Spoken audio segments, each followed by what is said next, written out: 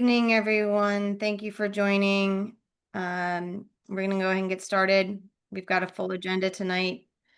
I will quickly put the agenda in the chat. It was also posted on the website.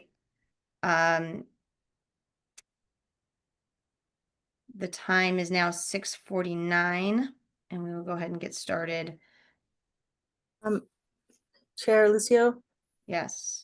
can I just ask unanimous consent to add an agenda? You need to wait call one to second. order. You need to wait one Okay. second, Commissioner Bacon. Okay. We're gonna do this properly. So hold on one second. Sorry. Hold on.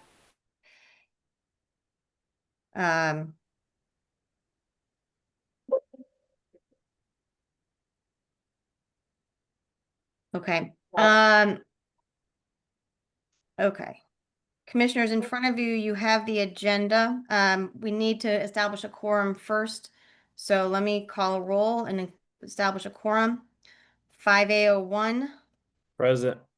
Thank you. 5A02. Yeah. 5A03. Present.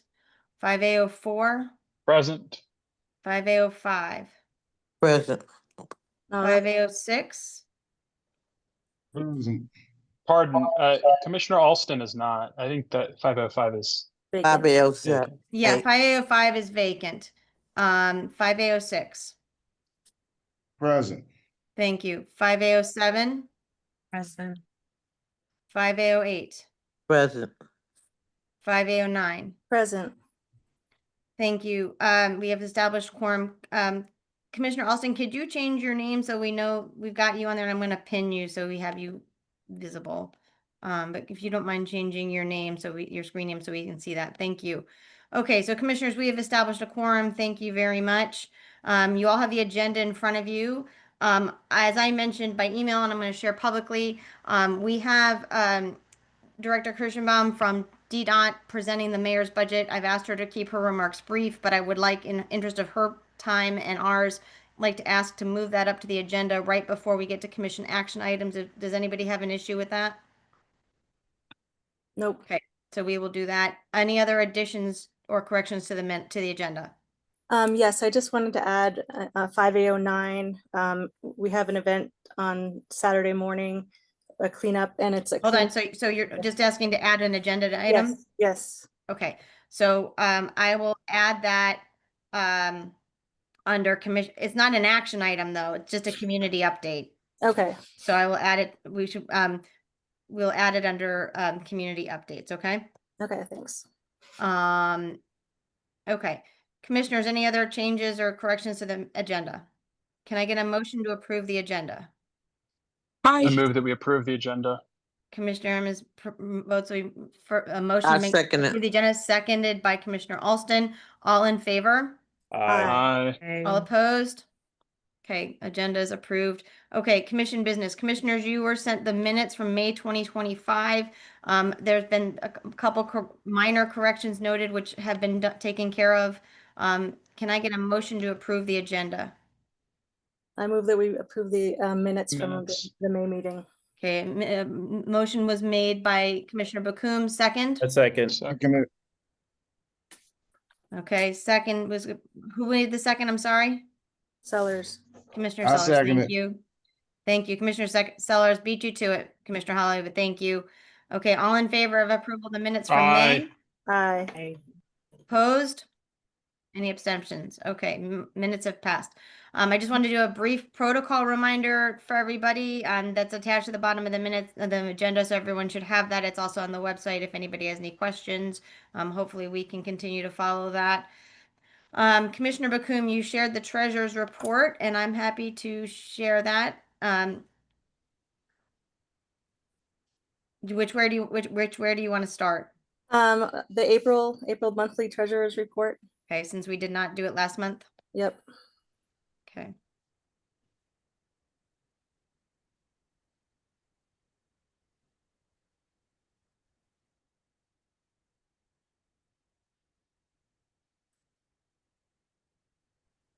Should I just start narrating it? Yeah, go ahead, and I'm going to pull it up right now.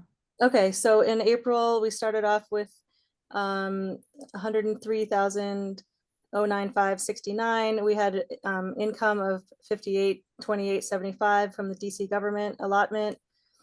We had a few charges: Zoom, US Postal Service, Consumer Cellular, Locks, ICE Studios for the website, and Best Buy for computer. That was for April. So with the income that we had, we ended up with a little bit more than we started in April. Okay, then May. Okay, so hold on. So commissioners, Okay. any questions regarding April? Okay. Just give me 1 second to pull up May. Sorry, I did not have them pulled up in advance. That's my fault. You're trying to do 3 things at once. No, I know. It's all right. I got it. I had them downloaded, so I just have to pull it up. And I can screen share. Okay, go ahead with May. I got it in a second. Okay, so May started off 104, 739, 34. We had expenses of ICE Studios, Quality Printers, Best Buy, and Consumer Cellular for computer and phones. And we ended up with 101, 748, 15. That was for May. Any questions? Any questions about the monthly treasurer's report for April or May? Commissioners, you were all sent a copy of this, so hopefully you all had a chance to see it in advance. Okay, can I get a motion to approve the treasurer's report then? I don't think we need to approve this one. It was just a monthly report. Is this a place to, if we need to make any changes to the budget, we should do that here, or is that somewhere else? So if you anticipate needing changes to the budget, we should talk about that after we've done the treasurer's report. So any questions about the treasurer's report? Let's just for the sake, just for safety, let's just make sure to approve it just to be on the safe side. So can I get a motion to approve it? I make a motion to approve it. Thank you. Can I get a Second. second?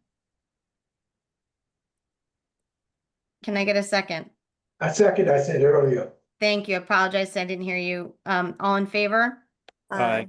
Okay, all opposed. Okay, thank you. And Commissioner Bakun, please go ahead. Okay, so we're obviously not through June yet, but in June we have, we did approve a grant in May, and so basically we've used all of our grant money that we had allocated so far. And I was just going to make a motion to add another 10,000 to our grant money just in case we need it, which we might for a grant proposal. So in other words, we have plenty of money in our budget, but as far as allocating money, I would like to move that we add another $10,000 to our the grants line item for our budget. Can we add, because there's more people, commissioners out there gonna be doing something for the summer. And so, as you know, we'll meet next week, which is July. So would you like to amend that to say 20,000 or something? Yeah, you said 10, can we just add 20 to it? So Okay, we want to keep running back and forth. Okay, So so you'd like to make a Commissioner friendly Thomas, amendment? hold on. So Commissioner Thomas, What what do is you your mean? I have the proposal? floor. I have the floor. I know, what is your proposal? I'm asking you just to clarify. Beg your Commissioner, pardon? I'm asking you just to clarify what your proposal is? My proposal is, she's mentioned 10, I asked her to add another 10 to it, so the other commissioners out there may have a project coming up, so I want to keep going back and forth with this, add another this, and that. And that's why I said, she said 10, I asked to add another 10. Okay, so so we're asking for 20. Commissioner Bakum, is there any issue with that from your perspective based on the, That's fine with me. okay. No Any question. other Wait a minute, commissioners so have we're any- asking for I have a 30, right? question. Hold on. Can we use hand raised, please, so that we can keep this on track? So who has a hand raised? I heard a couple people speaking. Commissioner Holloway, you have a hand raised. Together, he's asking that the amount is 30,000. Yeah. He said 20 and she's already allotted 10, then it's 30,000, correct? Correct. No, we already allocated close to 10, so it'll be 30. Right, so we're adding 20 to the 10 we've already allocated to make it a total of 30,000. Is that correct? Yes. Okay, thank you. I have a question. Yes, Commissioner Alston.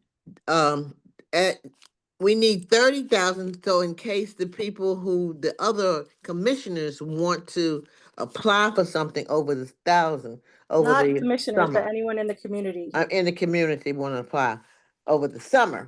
So that means there is going to be a $20,000. Yeah, just so we don't have Add to keep coming back to this. I'm sorry. So Commissioner Bakun, could you please make a motion? Okay, so as the motion as amended is, I propose that we allocate an additional $20,000 for grants for FY '25. Okay, can I get a second? I'll second it. Second, Okay, all in favor? aye. Opposed? Great, motion passes. Thank you very much. Commissioner Bakun, is that all you had for the treasurer's? Yep. Okay, thank you. Mhm. Okay, Mr. Bakun, the next item on the agenda is also yours, is the grant application that we were all sent. Could you, so before we go into this, Commissioner Alston, I need to remove you from the meeting at the moment because you're not allowed to be on the meeting while you're doing this because you've recused yourself. So I'm gonna do that. I'm gonna put you in the waiting room.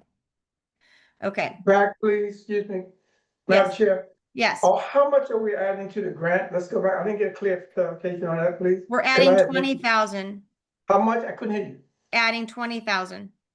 Okay, thank you. Mm-hmm. Okay, so Commissioner Bakun, could you please present about the request for the, I'm gonna ask Angel Alston to present. Is that okay? yes, Angel, where are you? And Angel also just sent a revised budget for her request. Yeah, so one thing I'm concerned about is I don't know if everybody had enough time to get that. There's Angel. Let me pin you, Angel. I don't know if everybody had enough time to review the new budget, so I want to make sure we get this right. So, Angel, hello, how are you? I'm good in you. It was no changes to, there were no numerical changes. There were formatting changes that she asked me to add. So nothing has changed. It was just adding commas. Yes, ma'am. Thank you. So Angel, I do want to, I'd like to give you a minute to present about what the purpose of the grant is and how much you're asking for and what you plan to use it for. I want to make sure though that you got the notice from OANC of what the approved, what the expenses on there that were able to be approved and were not, correct? You got that information? Yes, ma'am. I did get it. That's why I did not send it to you prior to. I wanted to send it per your instructions to send it to OANC. They approved it. They told me to make some line item changes based on what the community could, well, what the ANC was what was permissible within the ANC and what wasn't. So the biggest thing she told me to take off was the funding for the backpack. So we've outsourced that and we'll pay for those independently because we definitely want to still be able to offer that as a benefit to the community with the kids going back to school. Great, thank you. Could you just, for everybody's benefit on the call, could you please just give an overview of the proposal? Yes, ma'am. So good, Brief as good you can. evening. No problem. Good evening, everyone. My name is Angel Austin Johnson. I serve as the Assistant Director for New Generation Training and Learning Center here in Ward 5. We are a nonprofit 501c3. We have been in 5A for over 20 years, providing, it's summertime, so that's the biggest highlight we have right now, providing summer jobs through the Mayor's Summer Works program, training throughout the city, as well as a lot of community events. What we're proposing is for a community day within because we're housed in 5A08, through the Commissioner of ANC 5A08, to propose a community day for 5A. We're not cutting it off to anyone in 5A, but so it's open to everyone in 5A. The tentative date is August the 16th. It'll be at the Faith United Church as of right now. We've also reached out to the Capital Area Food Bank and one other location within 5A to see if they can accommodate us. So we plan to work with the community, Faith United Church definitely, as well as the Civic Association, to see if anyone is available from the Civic Association's part, but to provide backpacks and school supplies for elementary, middle school, and high school. There is a new requirement for clear backpacks for parents of high school age children. So we wanted to make sure to be able to accommodate that. And it'll be an evening or afternoon full of activities, moon bounces, balloon crafts, photo booths, face painting, porta potties will be provided. So, and hand washing stations. the food will be catered, as well as 3 grill chefs that will be mandated to grill on site for the food. So everything will be safety certified and things of that nature. Chairs, tents will be provided, cold beverages, and all of that. The cleanup, the setup, the decor, the signage, everything will be provided just for just to provide the opportunity for the neighbors within 5A to come out, commune together, and have a good time before we go back to school in September. Okay, thank you. And could you just briefly talk about the amount of money and sort of a brief overview of the itemization? Yes, so what the amount requested from 5A is $10,000 because that is the budget that is the max for the grants for ANC 5A. The rest will come from New Generation and other sources. So we did talk to the ANC, and we allocated things based on their input. Can you Right. list the items that you're gonna, like, just Commissioner generally? Bookham, I'm sorry, could you just raise your hand real quick Oh, before? Sorry. I Protocol. don't know, she said in brief, so I was following her direction, Yeah, Madam Chair's direction. thank okay. you. Just- Commissioners, I just wanted to remind everybody, please, let's raise hands before we start speaking and wait till everyone's called on, just out of courtesy. Thank you. Okay, commissioners, do you have any questions of Ms. Johnson? Thank you, Commissioner Lucille, because I'm not Austin anymore. I know. I'm so used to calling you Angel know. Alston. So, And Commissioner, if I could just say one Sure. thing, one of the things that the OANC did ask me to go back and up, I know for the food and beverage portion, is she told me to emphasize the importance of ice and cold beverages. The budget was lower, but she did, well, no, she didn't. We had to make a right for ice and to make sure that those things that we had that was cold would be cold, like water, making sure that I'm sorry, somebody just put a message in the chat. I wanted to make sure that because it's hot, we are providing cold refreshments, definitely cold water, and have more than enough ice on staff to make sure that watermelon or anything that we serve is properly catered to by the caterers. Okay, thank you. Any questions from the commissioners?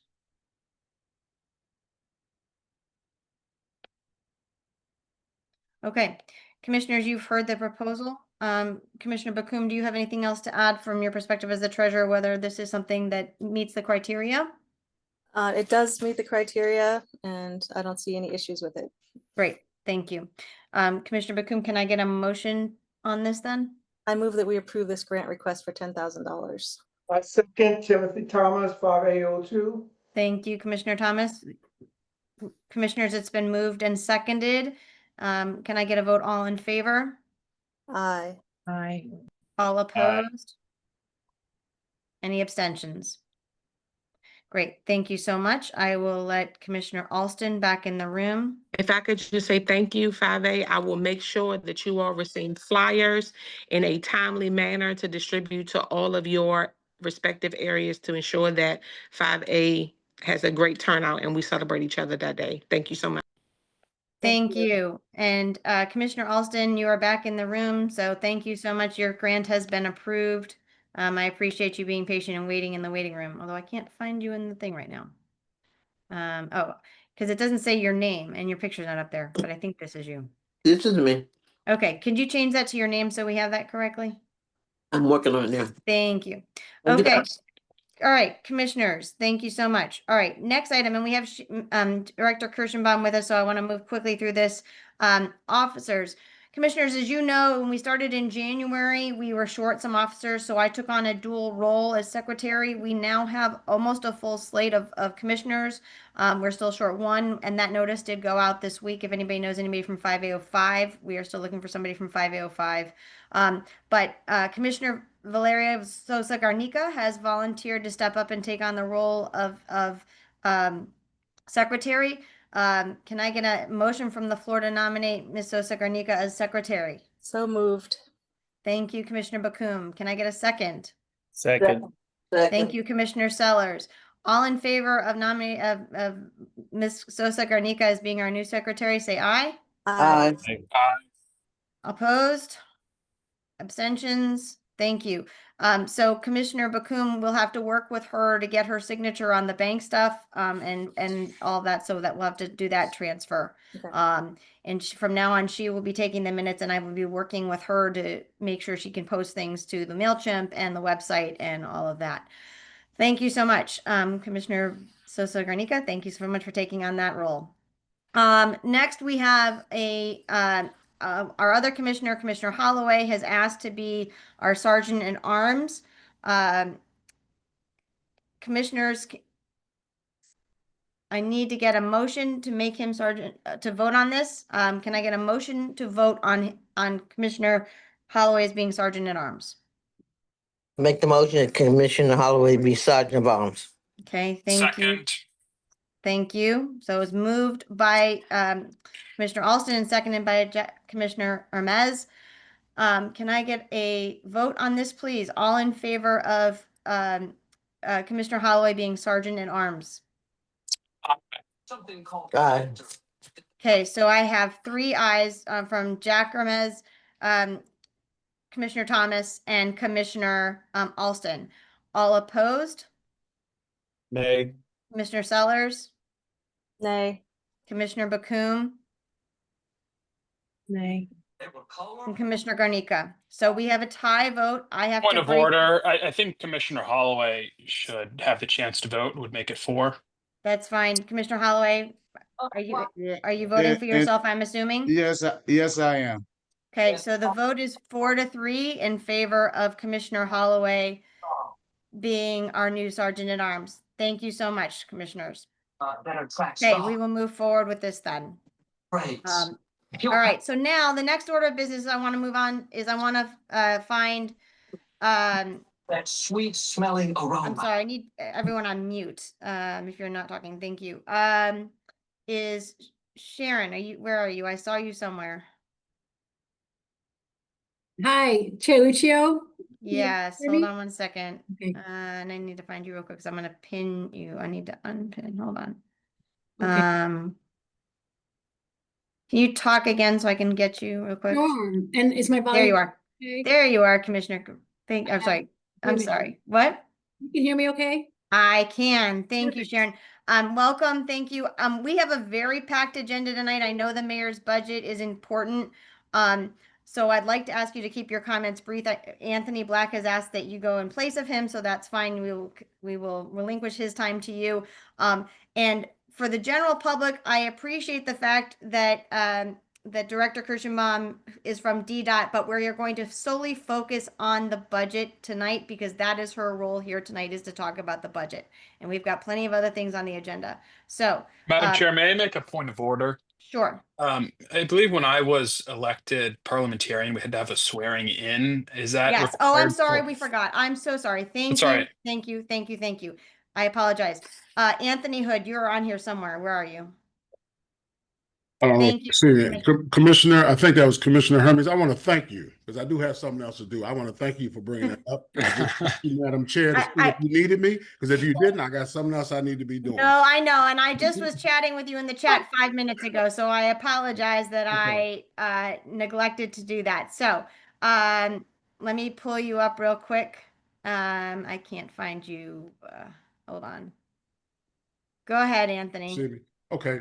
First of all, let me congratulate. Let me look at the screen. First of all, let me say good evening, Madam Chair, commissioners, and the public of ANC 5A and residents of the District of Columbia. I want to congratulate the 2 who have taken positions on. The secretary, as you know, does a lot of administrative work and clerical work. The sergeant at arms keeps order and makes sure the process is secure and helps the chair as we move forward to keep order in the proceedings. So I will tell you, I've been watching you all for a few seconds. You all didn't hear me for all this, and I know we got to get to Director Kirschenbaum, but you all are doing a fabulous job from what I saw thus far. So with that, if you would raise your right hand or whatever you like to do, and I'm going to say aye, and after I say aye, you state your name. Aye. Or So you might this have would to be come for off Commissioner on Holloway and Commissioner. y'all Garnica. need to come off on mute. Come off. I'm sorry. Okay, aye. Derek Holloway, Sosa Garnica. Swear or affirm swear or affirm that I, that I, having been elected to serve as, and you say what you've been elected to serve as, having been elected to And serve elected as to serve Sergeant at as Arms Secretary of ANC 5A, of ANC of ANC 5A, 5A, will faithfully carry out the duties and responsibilities will faithfully carry will out the faithfully carry duties out and the duties and responsibilities responsibilities to the best of my ability to the to the best of best my of my ability ability of the office which I now enter.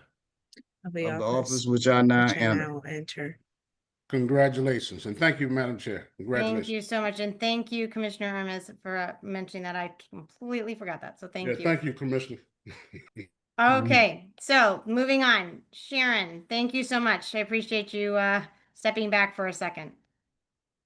All good. And Chair Lucio, can you just tell me so I know, how much time do you, I know you guys have had a lot going on, so give me your when you need me to cut off. If we could say 10, 15 minutes, that would be great. Okay, great.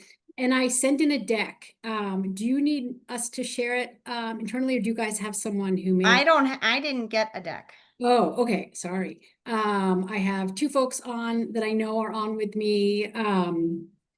And Olivia, or If I can give screen sharing to one of them, who should I give screen sharing to? you know what? I am waiting to hear from either. I don't see any. Sorry about this, I'm guys. trying to pull it up now. Oh, Cornelius, fantastic. Thanks. Do you, Chair Lucio, do you need to give Cornelius any special access, or if he can I just? do. Yep, I can give him, I can So make him a Cornelius co-host and Anderson. give him screen sharing. Sorry about this. Okay, he is one And can of. you just make sure we get a copy of it before? Of course, of Thank course. you. One of my all-star community engagement liaison staff members, and he has both Ward 4 and Ward 5. I'm gonna start while he's pulling it up, and just for folks who are following closely where we are in the process. So the mayor introduced her budget. It was far delayed this year because of all of the fiscal year, this current year issues we were having, the budget crisis, created budget crisis thanks to Congress. And so everything got way pushed back. Right now, we are in the council markup phase. So there is time really via council if you've got any major concerns you want to make sure they're aware of. But we have all gone through our hearings. There have been public hearings. So the information's out there, and the pen is really with council, and then they will, I believe their first vote is later in sort of mid to late July. So it's kind of unprecedented timing in terms of, usually this is all wrapped up by May. But one of the things that I wanted to talk about really is sort of where we are, how this budget that the mayor presented really reflected key important values of accountability, opportunity, and community investment. And we had some very hard decisions to make. I will go a little bit deeper on the DDOT budget just because that's where I'm most comfortable. But if you want to learn more about the budget in general, and there's other areas you want to go deeper on, there's budget.dc.gov has some great information, including ward by ward highlights of investments and whatnot. So I'm going to just keep going, and Cornelius, you can, whenever you have a chance to pull it up. Fiscal year 25, as you know, we had this fake, $billion+ gap that we had to find. And we were able to do it without furloughs, without layoffs. We had some hiring freezes. We had some cutting of sort of non-personnel costs. We shifted some investments to later years. We found additional revenues. There was a lot of work that was done. I believe externally, people probably didn't feel it as much as we did internally, but we worked really hard to try to preserve services wherever we could. So for fiscal year 26, there were a couple of lens within which decisions were reviewed for every new investment and even current investment. People. Does the investment keep people and families in DC and attract new residents? The second lens was, does it create economic activity that will fund city services and programs. And then the third lens was, does it attract new businesses or create new jobs for DC residents? Like those were kind of the framework within which a lot of the investments were determined. I'm sorry about the pings. I'm having a separate bridge issue going on, so I'm not sure I'll silence it. But I'm really excited about the transportation investments that are made in this budget. We continue to have about a $76 million capital budget to support WMATA, our priority bus lanes, expanded pedestrian tunnel. We have $6 million to help transportation programs for students, helping them to get to school and safe passage zones, 13 million to expand capital bike share, 74 million to expand our ped and bike trail network. So we had some very bold goals, and we're able to continue to make those investments. I'm going to switch a little bit to some details for the DDOT budget, because that's one I can talk most deeply about. And I'm sorry, I think the deck kind of helps. I've got it. I just got it now. So hold on. Good. Okay, great. Sorry, and you guys are behind the scenes doing it. Yeah, we're working on it. That's okay. Thank you, Chair Lucia. All right, Awesome. Sharon, I'm sorry, real quick. What slide should I Yeah, be? if you want to go to the sports capital slide, so there's a section, I think keep going. Okay, then the DDOT budget. Yep, perfect. And I don't know if there's a way to do it in presentation mode, so it kind of fills up. Well, it was sent to me as a PDF. Oh, okay. Got it. So It's as big as it can get. All right. yeah. So one of the unique elements that, and you can stay there then, you were on the right slide. It's perfect. Okay. Sports capital, getting people there. We are making big investments both around Capital One Arena and obviously around the new RFK Stadium site. Our nexus is with transportation, both helping people get there, but also particularly around Capital One Arena because it's downtown, and really pedestrianizing the area to make it a plaza that is worthy, whether it's an event night or not, to make it a more, an area that people that are just attractive. And some of these new sort of curbless public spaces, actually, Chair Lucia, can you go up one more slide? Sure. Back, you mean, or forward? Other way, sorry, forward. You don't know what this means? Keep going. One more? One more. Yep, this is where I am. Perfect. Okay, thank you. And so new investments around both stadium, around the RFK in particular, we're still in early stage, so we have resources to do planning work. And a lot of that will include looking at sort of next generation streetcar and how we can provide a robust alternative and that can help us do the extension that was really not financially viable with our existing streetcar infrastructure, and have an east-west corridor, again, whether it's to get people to RFK or to get folks beyond and get them into downtown. We need to do something. There's a high demand transit need, and so this study is going to help us look through alternatives. All right, keep moving. Safety is the next sort of cover piece we're going to go to. And then the next slide, you can pause on for a sec. Sorry, high injury network. If you don't mind going back, you just went past it. Okay. So safety is our North Star. And I can't emphasize enough that the high injury network needs to remain front and center for us. We have over 50% of our serious crashes and fatalities happen on less than 5% of our roadways. So we need to have 100% of these roadways to have some important safety intervention. We're at about 75%. The investments that we can make through this budget is going to get us closer to 85. When I say 85%, project either finished, in construction, or in some sort of planning and design phase or study phase. And one of the things that I'm really proud of is not only do we have some major corridor resources to do transformations, but we also are using our sort of quicker interventions to at least do intersection improvements while we try to, you know, secure the capital needs to do the bigger projects while we're doing the study. We don't want to just sit on our hands because some of these projects may take 8 years. And so we have a sort of a good balance of like things are happening. This is a hard map to read. I think it's just illustrative to see that we have activities going on along every corridor. So we're making great progress.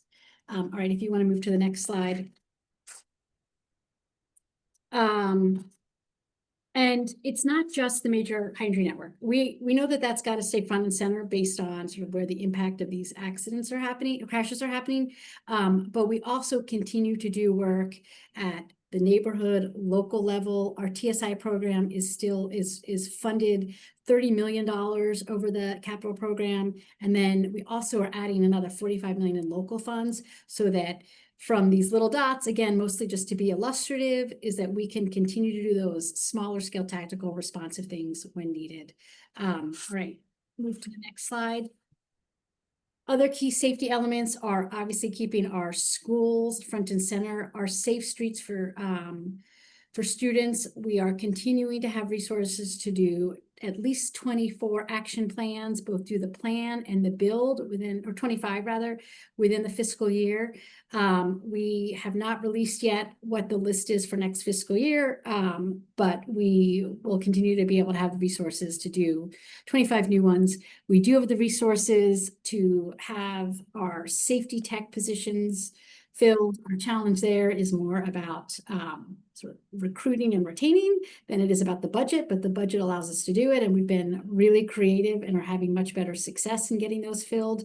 And schools continue to be front and center for our TSI program. Also want to mention in here, while it's not school specific, but we are also have 21 million for our sidewalk gap program. So when we have a corridor, a segment that doesn't have a sidewalk on either side, and there's, you know, we have those ranked, and we have a plan on a fantastic website if you're curious about that, but that is a priority for us, and we continue to have funding to move on those important gaps.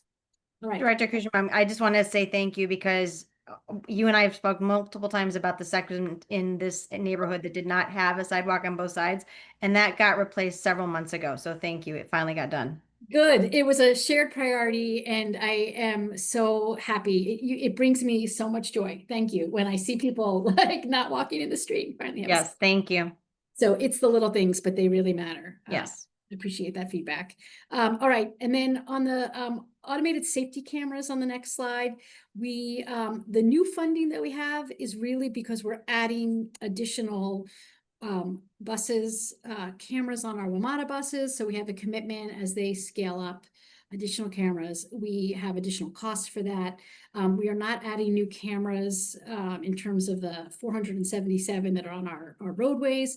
Those, though, we will continue to rotate around as we see improved compliance, and we have plenty of other locations to move them to. But the camera program is working.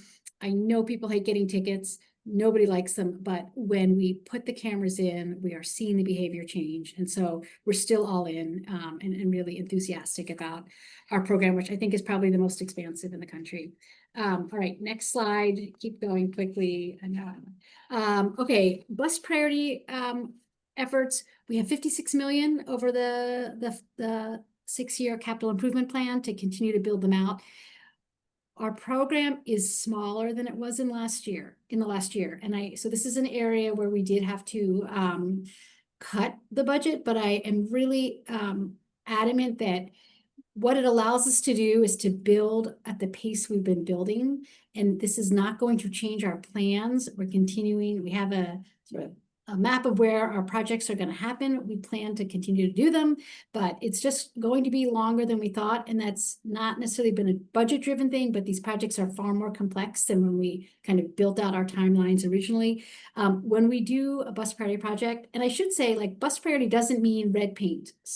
Some bus priority projects have dedicated lanes, not all of them. But a lot of these other projects are doing things to help improve bus times. These could be, you know, the bulb outs, they could be queue jumps, they could be rebalancing where we have stops. But we do other safety improvements along the corridor when we do these projects. So these, end up being more expansive. Many of them end up being overlays with high entry network as well.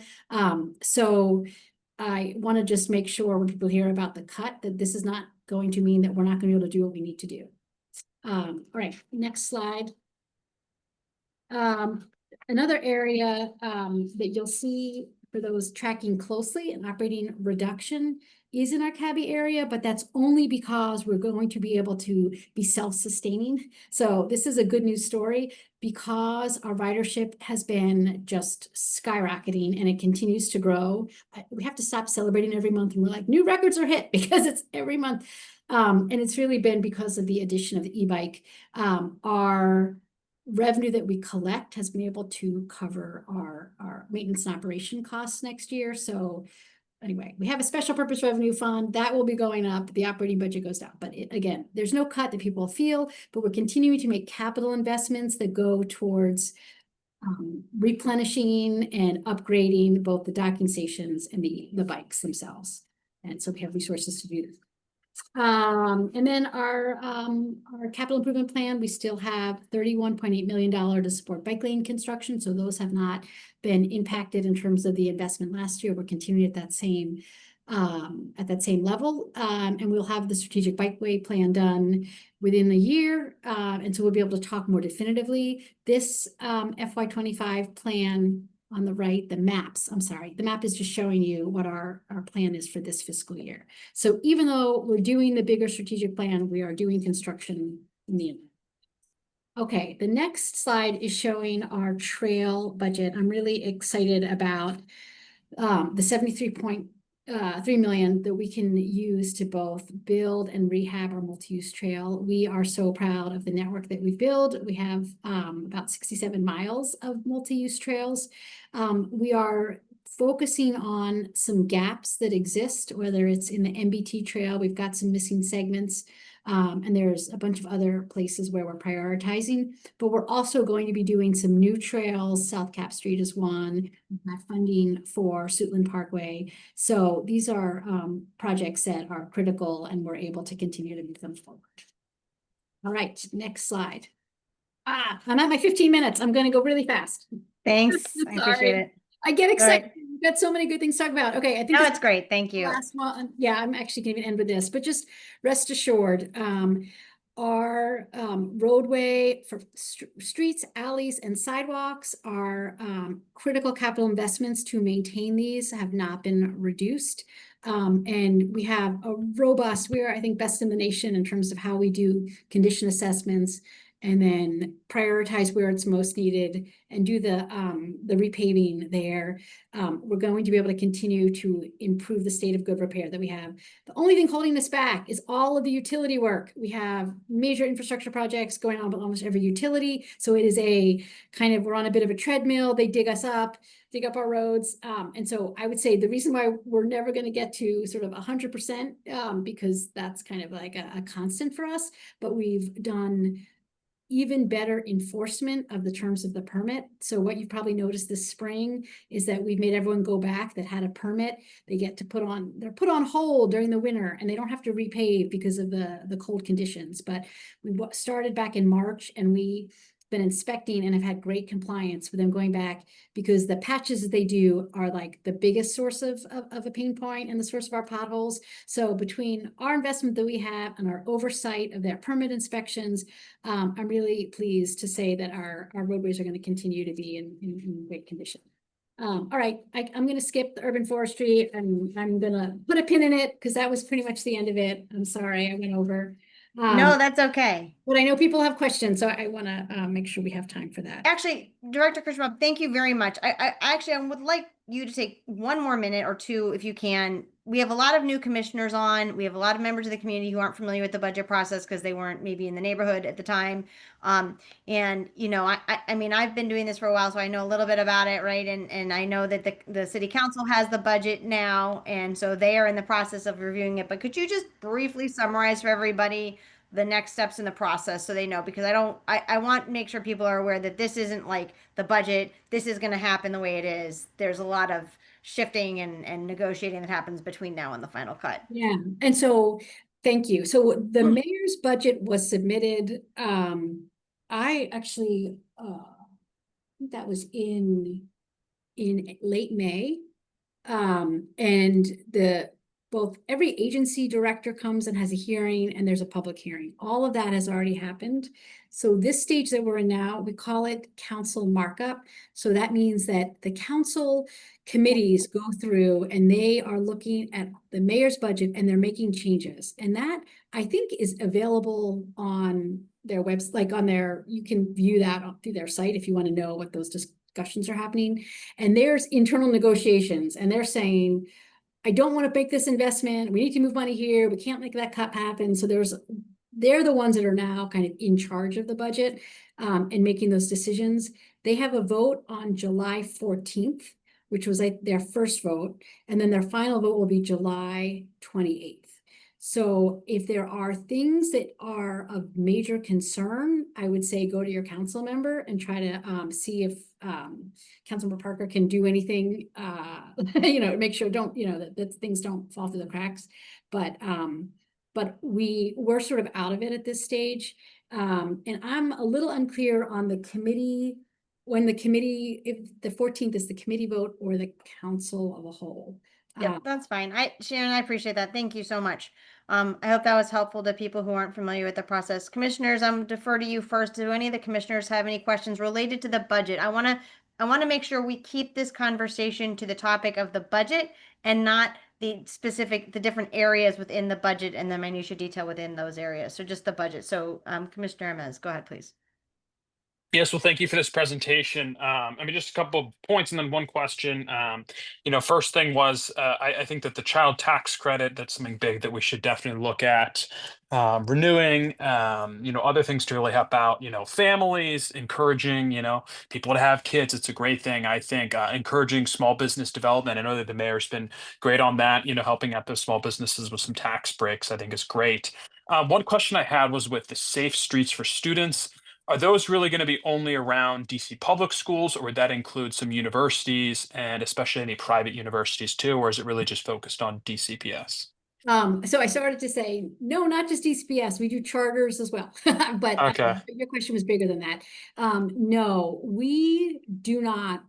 It's a really interesting point, but no, if there's an ask, it would come in as a TSI on the corridor in terms of if it's, a GW or American or Howard. Mhm. We have many projects that are going on in the vicinity of those universities. But in terms of sitting down with the school and talking about where's your drop off pickup? What are some of the, like signage and safety concerns? We only go deep with the DC, the charter in public schools. Great, thank you. That makes a lot of sense. I would just, I love the budget. The one thing I would say that should be considered is, again, the child tax credit. It really seems like it's essential to, So- population growth. Yeah, and I think that Councilmember Parker's on here or his Yeah, team. I think he's a big. That's supporter of that, directed to yeah. them. It is out of our hands now. Okay.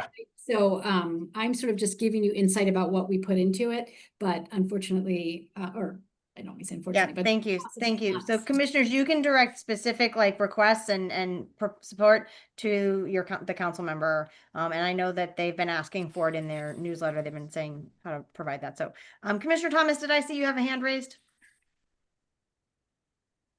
Commissioner Thomas, Ma'am? did you have a question? I thought I No, saw I do you. not. Thank you. No, I do Okay. not. Other questions from commissioners? Okay. Thank you. So let me just ask real quickly, are there any questions within the community? I want to be cautious of time, but are there any main questions within the community? Excuse me, Jack, Mrs. Lucille, are we gonna have the communities ask questions? Yes, that's what I'm asking right now. How many are we gonna have them? I'm Just only limited? asking for a couple. I'm trying to keep it brief. Okay, So, thank you. yep. So any questions from the community as of right now? Okay, I don't see any hands raised. Okay, Sharon, you're getting off easy tonight. Thank you so much. I appreciate you taking the time and thank you so much. And I have the slides and commissioners, I will share those with everybody and I will also post them on the website. So thank you everyone very much. Have a great night, Sharon. Have a great night. Thank you. Okay. Commissioners, thank you. That was actually brief. Thank you. All right. So, next I want to go to the, Commissioner Thomas and the Boys Town development. Commissioner Thomas, I'd like you to do the introduction to this project and, is Vicky going to be presenting this? I mute myself. Yes. I think I saw her earlier Yes. on here, and Um, if she's there, So I just need to I'm- know who I need, if I need to give someone screen sharing, and then whoever I need to give screen sharing, if they did not send us the slides in advance, so I need someone to send us the slides so that we have those to share with the community. But who's going to be presenting? I will, I can you hear me? Yeah. Go. Yes, Commissioner Thomas, go ahead, and I will get Vicky all set up. Beg your pardon, ma'am? I'd like you to do the introduction to this project, Commissioner Thomas.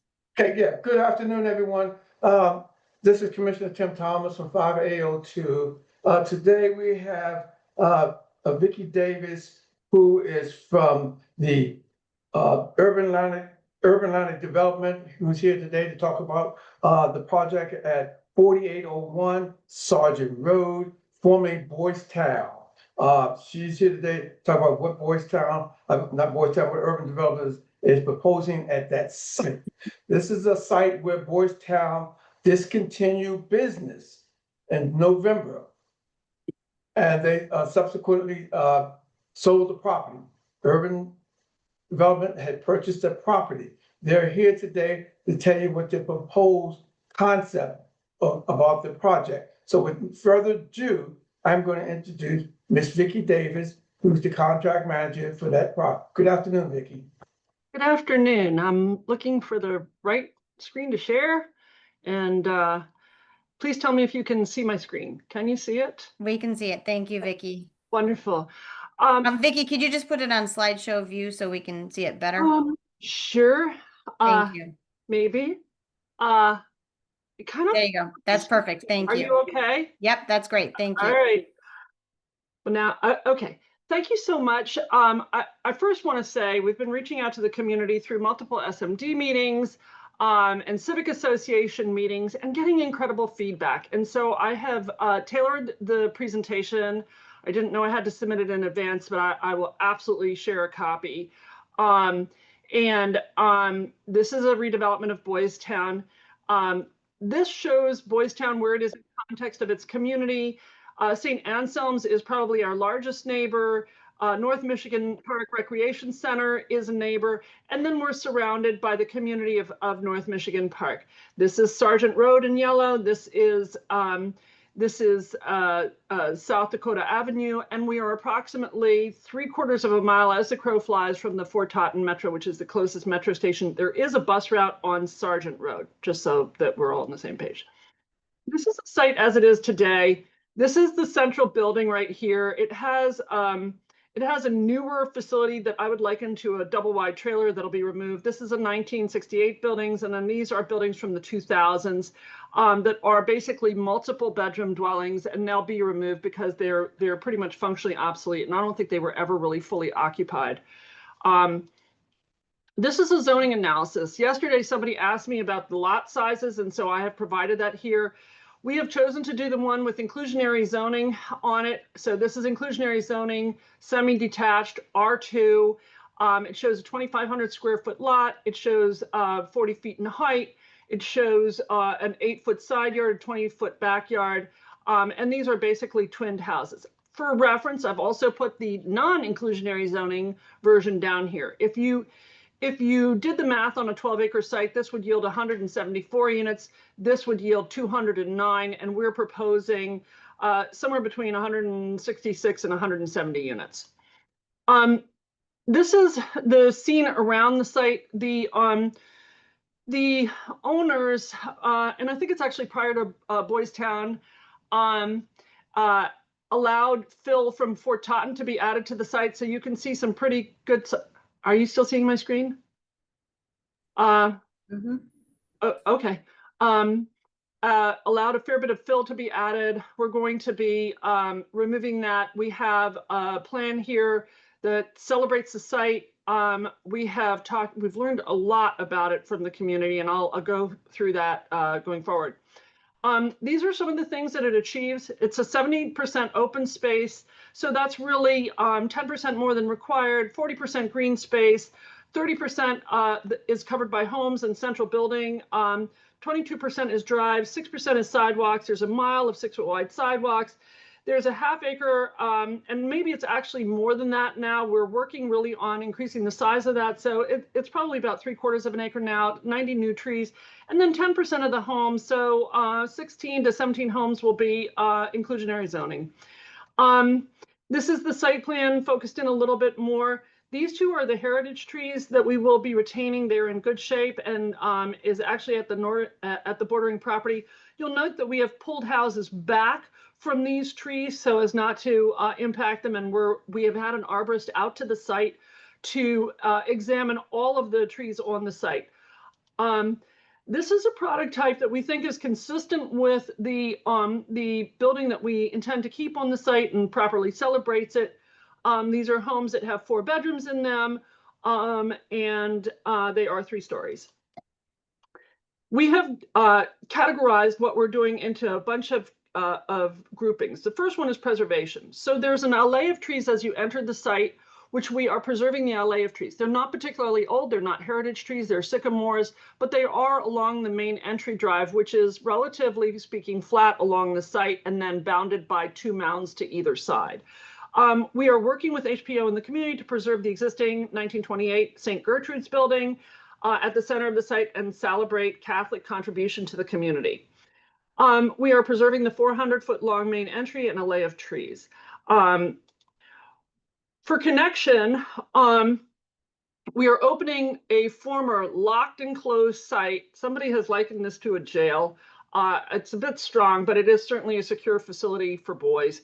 And we are opening that to the community to connect it. We are removing the 20,000 cubic yards of Fort Totten Metro fill that will allow a broader view from a person walking along the sidewalk into the community, so a greater sense of openness. We're working with the community on the future central building and common area uses. And then we're doing pedestrian community connections to North Michigan Park Recreation Center. We are proposing those. They had been requested by the community, but also by OP. For transportation and parking, the community asked us to support zone parking along the front of the site, and we will do that. We have sufficient on-site parking for homeowners, visitors, and users of the main building. Also a question asked by the community. All of the maintenance on site is privately funded quality maintenance by the HOA for private drives and landscape and sidewalks. We have been requested by a commissioner to add, or multiple commissioners to add the intersection that has oblique angles on it, where South Dakota and Sargent Road come together to mowing. We're open to working with the community on that. And we're working with DDOT on a traffic management plan. Things that I think are highlights on this site. So there are some hazardous trees. This one's in bad shape. There are some invasive species. There are huge mounds of dirt. It's 20,000 cubic feet. These are the pedestrian connections that we are planning here. This is the central green. This is the heritage trees that are being preserved. And then these are the statistics that were on the prior slide, so I won't cover them again. I had also been asked by a neighbor to the south of the property about what the process looks like. This is a timeline for the development. Nothing related to development is fast. So we've tried really hard to listen. The most recent thing that we heard from the community yesterday is that our neighbors who live on Della Field, but back up to the alley to this property, have been parking on this site, and that we need to work with them to figure out what the right parking solution is there and how we can accommodate our neighbors, and we're open to doing that. And that concludes my presentation. Thank you.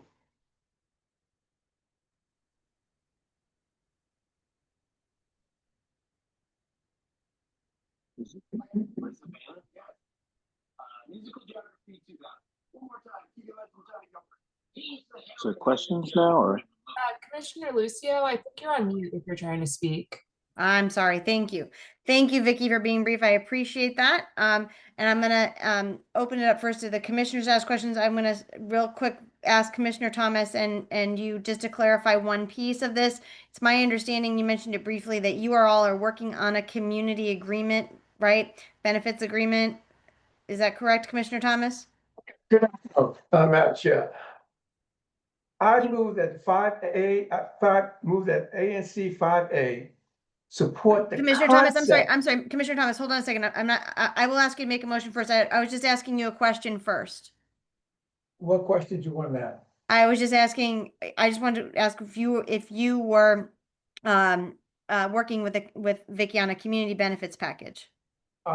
We're working with individuals to support, yes, we have, I think we have lined up maybe 6 or 7 people, and there may Okay. be more coming. Okay, So- can we take a couple questions from the commissioners before you make your motion? I can barely hear you now. Can we take a couple questions from the commissioners before you make your motion? By all means. Thank you. Okay, Commissioner Miz, go ahead, please.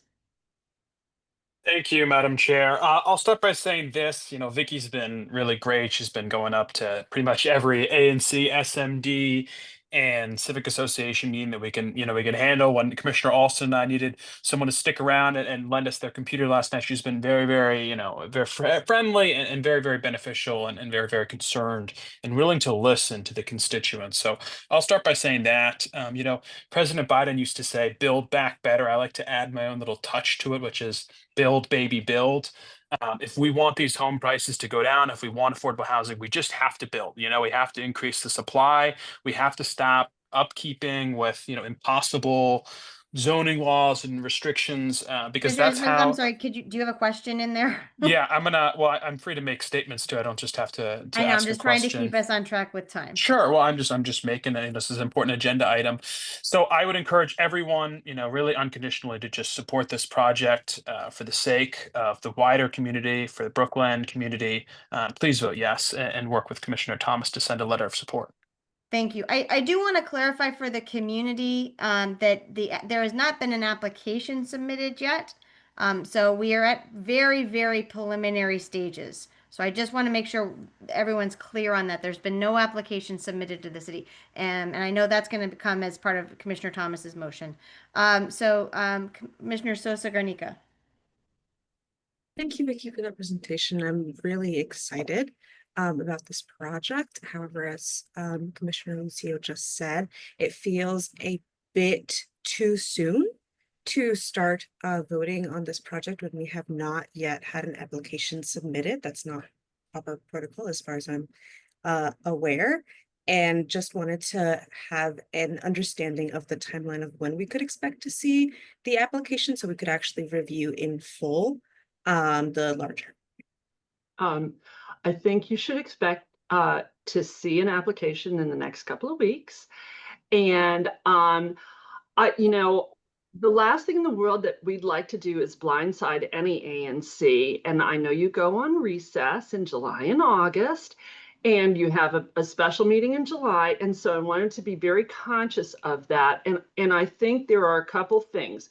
One is we're always looking for support from our ANC. So that's really important to us. Two, it's really important to us to get your feedback so it can inform the plan, because there's a lot of things that like somebody said something and we put it in the plan. So that's a really important thing. I would love to have a sense of your support for the plan as we've shown it, and that's what we have asked for, but it does not obviate in any way the process through the large tract review. And I want you to hear that. It doesn't obviate the large tract review process. And that is a process where we go to OP and there's a formal notification and it's sent to the community and there's plenty of opportunity. And you can see from the timeline that we're going to be your neighbors for a very long time. And so we look forward, we've done a lot of community development and we have really great relationships with our community. And so I want to put your mind at ease that we're not trying to do anything untoward except for give you as much information upfront and get as much information upfront. I'd also like to address the community agreement. We are incorporating in our plan the things that we are agreeing to with you, and we would be happy to make statements about those. So I feel confident that we can do that. That's how we've done it at Walter Reed. It's how we've done it in the Capitol Riverfront.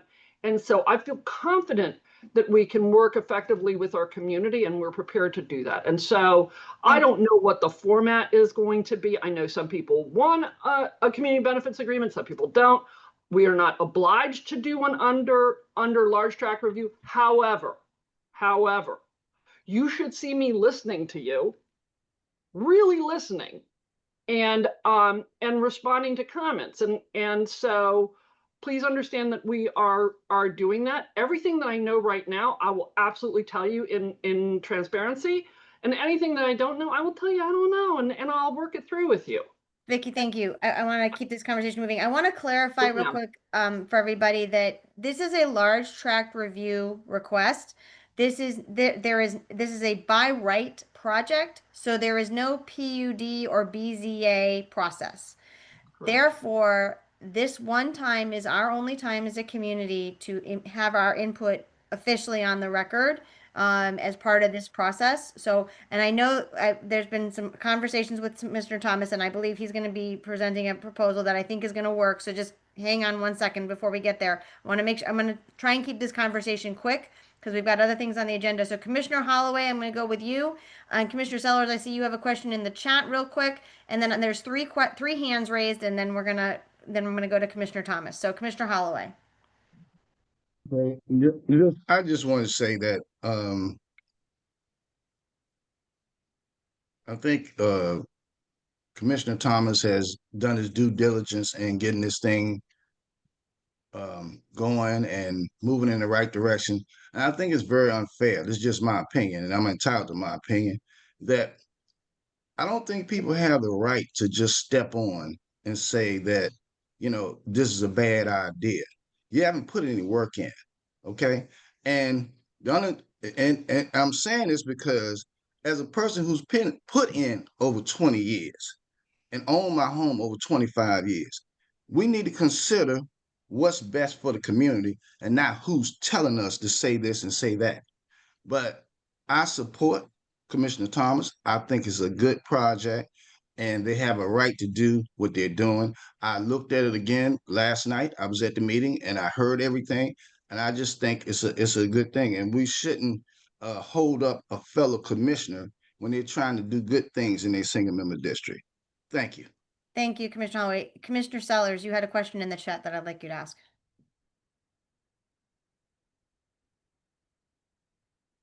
I was just responding to someone's comment about a bike share.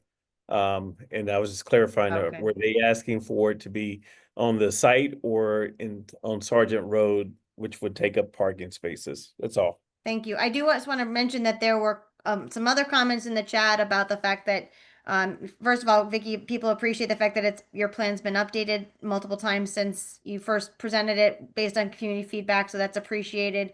But there's also been a couple comments on, why we need to go do this now, which we'll address shortly. But let me go to I've got 3 questions in the chat. I'm going to start with President Williams from the North Michigan Park Civic Association.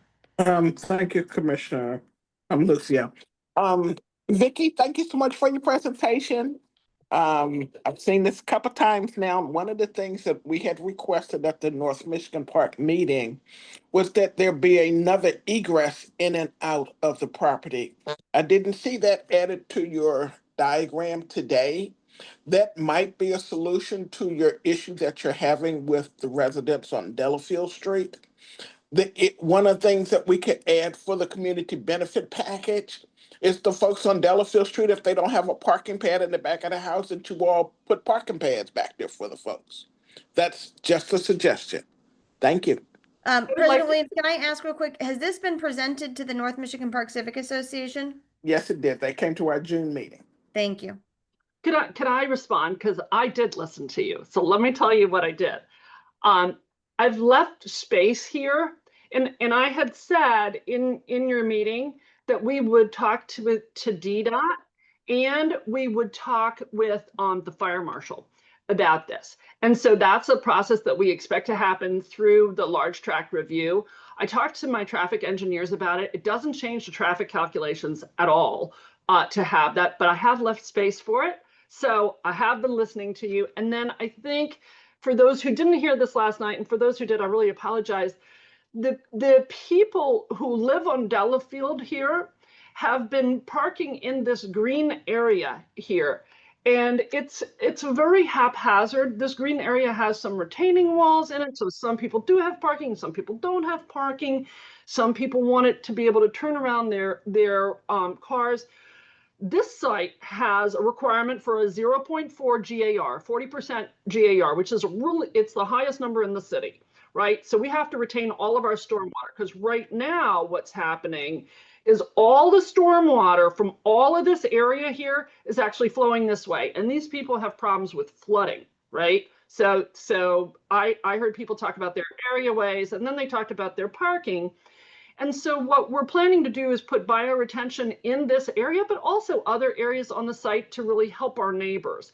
So we have to balance the bioretention with the parking. I think I have a solution that'll work. So I understand needing to turn around your car. I understand public alleys being very narrow, needs for additional parking. We heard it loud and clear, but honestly, I heard it for probably the first time to that degree last night.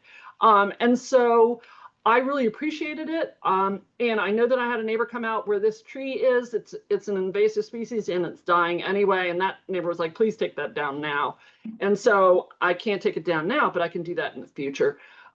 So we will work on this to see if we can constrain this area and do a balance between the parking and that's already existing there. And I have a lot of photographs from that alley because I saw that. And so we can figure it out. And that's what I said last night. We can figure it out. Oh, there you are. Thank you. Okay, I see two other questions. One's from Tom and Emily.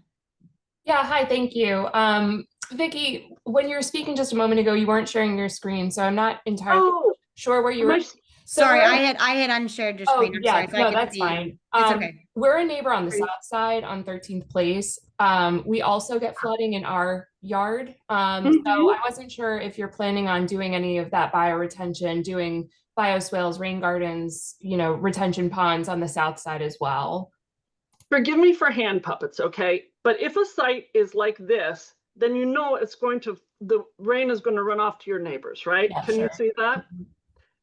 Well, the first thing we're doing is making the site like this, so the rain no longer runs off in that way. In addition to that, around the perimeters, and you will see, because I know you wrote me a note after the last meeting, you're the person with the heritage tree in your backyard, and you're the person who works from home, right? Yes. Yep. Okay. All right. Because I thought it was Emily Lucio last time. I got all those messages. Different Emily. Yeah. Thank you. You can vote that down to age on my part. See, we appreciate the fast response, though. Can you see the hand? Can you see what I see? Yep.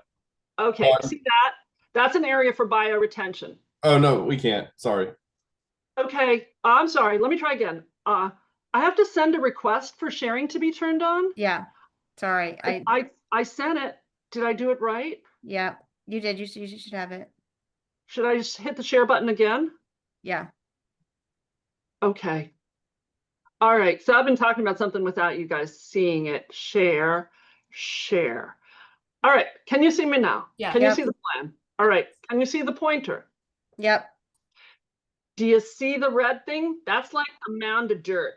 And that's the mound of dirt. It's a limited shape. It's kind of more squarish, but this area is bioretention, and these homes are set back from you're probably one of these homes in here. I'm not sure which one. So I was talking about bioretention here. The low point is probably right where the cursor is here. Do you see that? Yep. Okay. And then the parking thing that I was talking about, I didn't realize you weren't looking at this. It's a real thin strip along this northern edge. And this is deceiving. Gosh, I don't know what you can see now, but it's a real thin strip along here.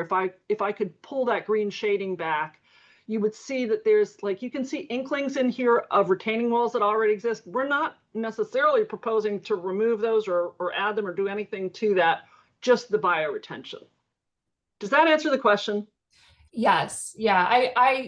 I just wanted to make sure that clarify which section of the plan you're speaking about with bioretention to ensure that you're also sort of taking our side of the development into consideration as well when you're thinking about stormwater mitigation plans. 100%. So The low points of the site are probably here and here. The high points are probably, can you all see the cursor here? And then on some of the southeast words, the southeast corner is the high point of the site. The low point of the site is here, and the low point of the site is here. And so everything currently drains that way. We are going to even this out a lot.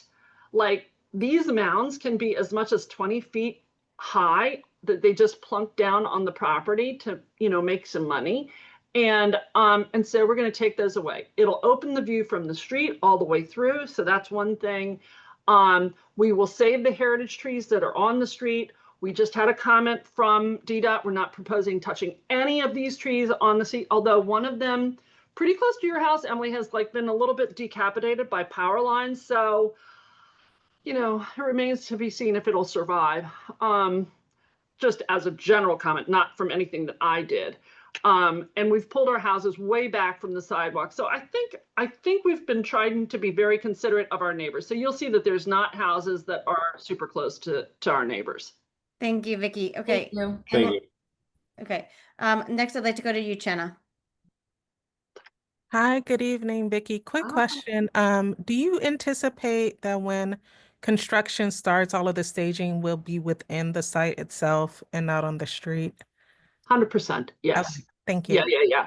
And I understand that dirt gets on wheels and that needs to be cleaned. And I understand that dirt gets in the air and it needs to be watered down. We understand that.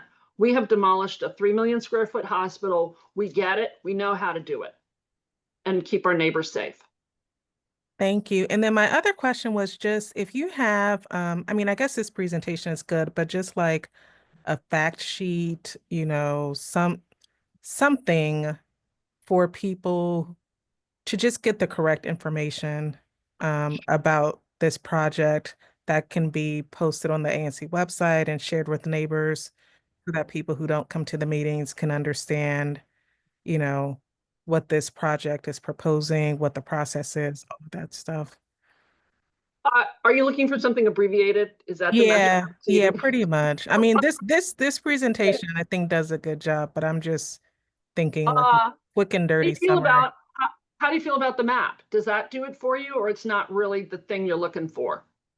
Like this tries to summarize all the stuff. So where does it say, is there something on here that says 166 homes? Like, is that listed somewhere? No, but it should be. So that's the thing I'm talking, like stuff like that, like the key details that people need to know about the project. I could definitely add that to this list on the left. That's just not a problem. And I will obviously send this whole thing electronically to, I assume, to my ANC commissioner and to the chair, correct? Yeah, that's fine. And I'm happy to add that label, no problem. And if there's something else you want me to add, please tell me and we'll do it. I'm going to take two last questions and then I'm going to go to Commissioner Thomas for a motion. I do want to mention, Vicky, that there's a lot of questions in the chat about community benefit stuff. I think and I just want to say to that point, I think there's still a lot of details we can work out with the community benefits packages. We can talk about, construction traffic. We can talk about construction parking. We can talk about construction hours. We can talk about seismic monitoring. We can talk about, heritage trees, walking paths, what we're doing with the building in the center. There's tons of details left to be worked out that I believe will be worked out with the community agreement. So let me just leave it at that and let Commissioner Alston has the last question. Okay, Vicky, thank you so much for your presentation. I enjoyed it as well as I enjoyed it yesterday in my SMD. I fully support Commissioner Thomas. I know he's done his due diligence with his community, and I fully support what he does and what he says. And I fully support the project. Thank you. Thank you. I would just like to comment on the seismic monitoring. Anytime somebody requests us to do that, we'll do it. That's not a problem. There is so much parking on this site right now. It's not a problem. It's going to be developed in a phased manner, probably counterclockwise. So that is just not an issue. Any self-respecting developer would do all of those things, whatever is requested from the community to make sure that your homes are safe and proper. And this is a big enough site where we have accommodations for the construction parking on site. Not an issue. Okay. All right. Any last questions from commissioners? Commissioner Sellers, go ahead. Hi, Vicky. And one last question. I just wanted to confirm, with all the work that you've done, you all do own the property now. It has been transferred. We are the contract purchasers of the property, and we have a fully binding contract to purchase this property. And the way that that works is usually for financing reasons, the developer does all of the work up front, and when it's ready to go, that's the day that you close with the seller. That's how that happens. That's how it is at Walter Reed. It's how it is on all the deals. So you all are a good 90% almost to closing. Oh gosh, no. No. So let me tell you, for closing, we have a requirement of having our plan complete and being ready for construction. Our closing will be simultaneous with the first shovel in the dirt. Vicky, Got two quick It's questions. generally like that. Yeah. Vicky, Thank you. two quick questions. When do you plan to submit this to the city? In the next couple weeks. And Thank you. honestly, for me, I had hoped to do it sooner, but we've had a slow response. So we reached, in addition Vicky, to I need to keep this moving. Sorry, sorry. I don't mean to cut you off. We're running out of time, and I want to make sure. So one other question: are you all? I want to make sure that everyone's clear on this. Are you all going to be the final developer? Yes, we are the developer, and Okay. we have a home builder as well. Okay, great. Thank you, Commissioner Thomas. Please go ahead with your motion. Good afternoon, Madam Chair. I move that 5A, ANC 5A support the concept of the proposed housing development by Atlantic Urban Developer at 4801 Sergeant Road, Northeast, Boys Town, site of Boys Town. The letter of concept will be to support for the application for the district government. Once the application is formally filed with the developer, the applicant will return, Madam Chair, will return to 5A, further review, consideration of the letter of approval of the project at a later date. We're asking you to support the concept at this time. So that's my motion, Madam Chair.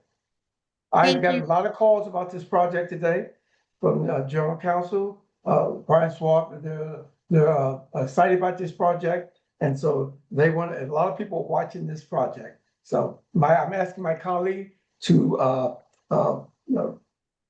this project means a lot for the neighborhood. Thank you. Can I get a second? I second. Thank you, Commissioner Alston. So commissioners, I want to just be clear that what Commissioner Thomas has proposed is us supporting the concept of the proposed development. It is not a full approval. So they still will have to come back to us with the community benefits agreement and with the other, and still providing us details about the project. We are just approving it. It's providing a letter of support of the concept. Okay, there's a motion on the floor. I'm going to open up for two quick questions. Chair, I had my hand up. I see that, Commissioner Holloway. So I'm asking for two quick questions. Commissioner Holloway, I will start with you. Well, you know, we're putting some on the floor that says a concept, but at this particular time, I think after me listening to what I listened to yesterday evening, I think we should really give conception to the fact that this is going to be a good project. And I want to put on the record that I think we should vote in favor of this and support Commissioner Thomas. Thank you, Commissioner Holloway. Commissioner, we're saying concept because we know at the end we will approve this. Thank you, Commissioner Holloway. Thank you. Okay. Commissioner Sosa Garnica. Yeah, I just wanted to address the concerns in the chat about the rushed nature of this motion. considering we do not yet have the application to review to begin with. It is not to say that anyone thinks this is a bad idea or doesn't think it's good for the community, simply that we are doing our due diligence. And excuse me, as a new commissioner and new to the ANC, I just want to make sure I understand the reason for the rush to feel like we have to put an approval to a concept when there seems to be continuous iteration still on this, and we have yet to see, again, not saying that it is not, there isn't trust in the commissioners, there isn't trust in the projects, 100% there is, but seeing the concerns in the chat and seeing the volume of concerns in the chat and other online forums that I've seen of the community, it just feels a bit tone deaf not to at least address those concerns. Thank you, Commissioner Nika. Commissioner Holloway. Again, I just want to reiterate that I don't know why I'm looking at the chat. I don't know what the concerns were or what was being done, but let me say this. This gentleman has put in his work in the community, and we need support of the commissioners. You, the commissioner just spoke. I understand. I've never talked to you, and that's fine. And I have no problem. We'll do everything we can to support you. I will, regardless. But this is something we're supposed to support. We're getting ready to talk about 9 buildings that I had redone that people told me you shouldn't do it. Why? People are being really devastated by their conditions and living conditions. I actually had to close down one of the buildings. So if we're doing something good, let's just try to support each other. I know from this evening, we got our differences. We got take sides, and that's okay. Everybody got an opinion, but we need to support each other if we're doing the right thing. Thank Thank you, you, Commissioner Holloway. Madam I want to Chair. just clarify real quick that, we've been going back and forth about this project for a few weeks now, and I think Commissioner Thomas's motion clearly lays out that we are supporting this project, want to see it move forward, but we also want to take the time to involve the community, and I think that his motion clearly states that. So thank you, Commissioner Alston. I just like to say, can you hear me? Yes. Okay, to the new person, we've been trying to do something for a very, very long time. You're not aware of. We'll be more than happy to bring you up to speed on what's going on. But this is like Commissioner Holloway stated, it's very important. Housing is very much needed in our community, and this is a very good opportunity to do that for our residents. And we should get aboard and support Commissioner Thomas. Thank you. I want to also just be clear that I don't think anybody is saying that we're not in support of the project.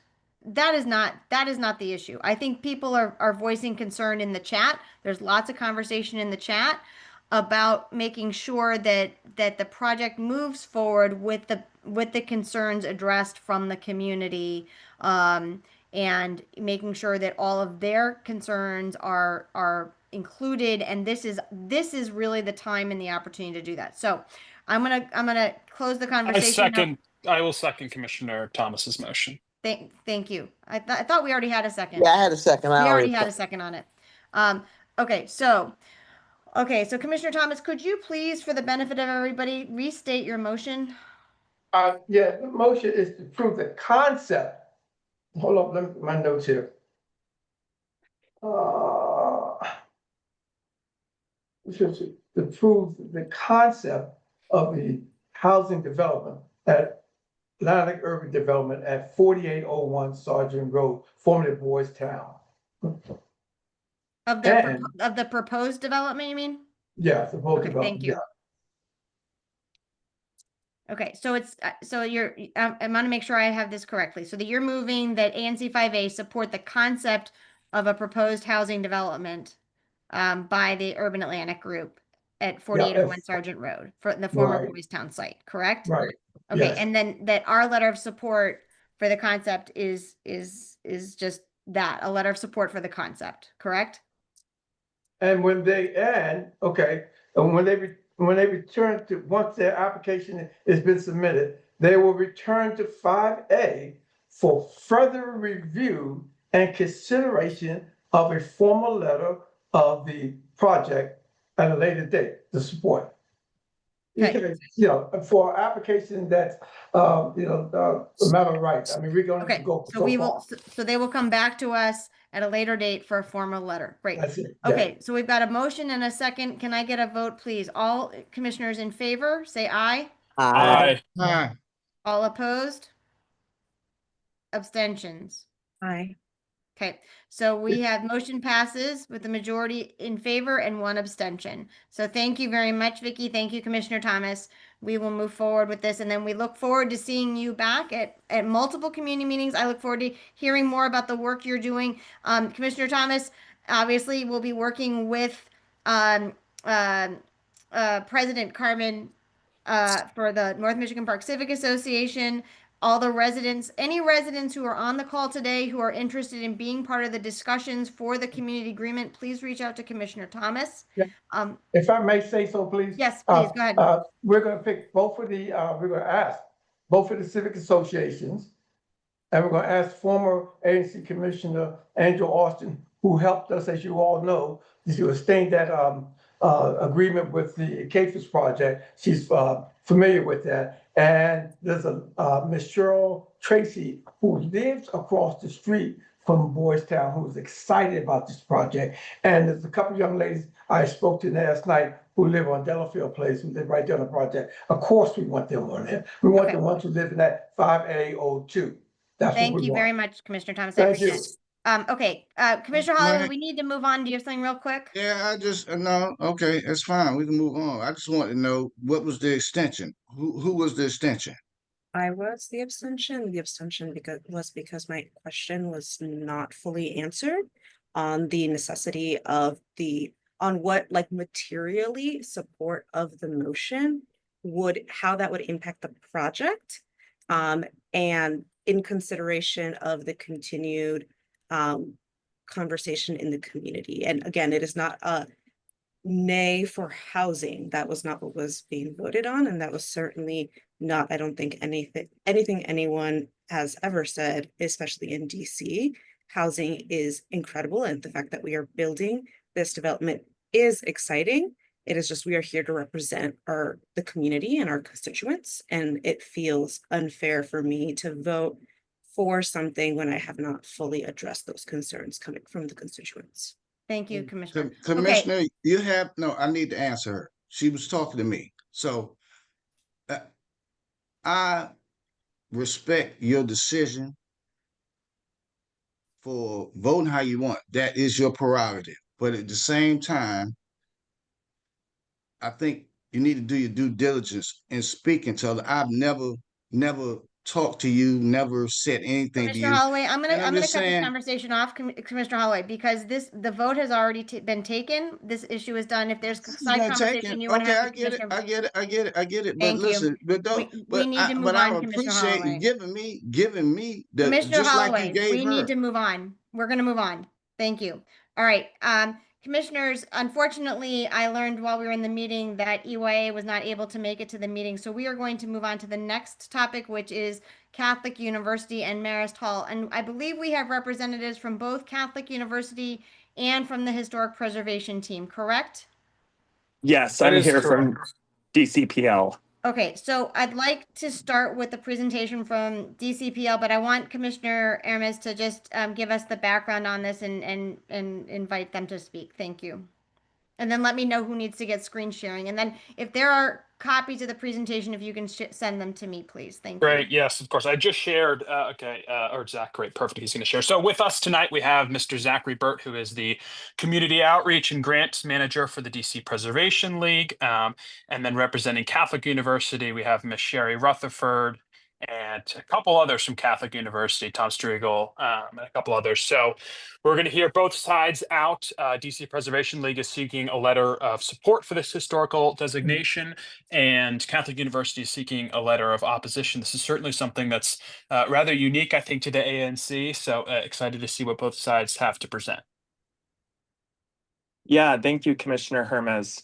My name is Zachary Burt. I'm the Community Outreach and Grants Manager at the DC Preservation League, and we're seeking the ANC support for our historic landmark nomination for Marist College, also known as Marist Hall at Catholic University.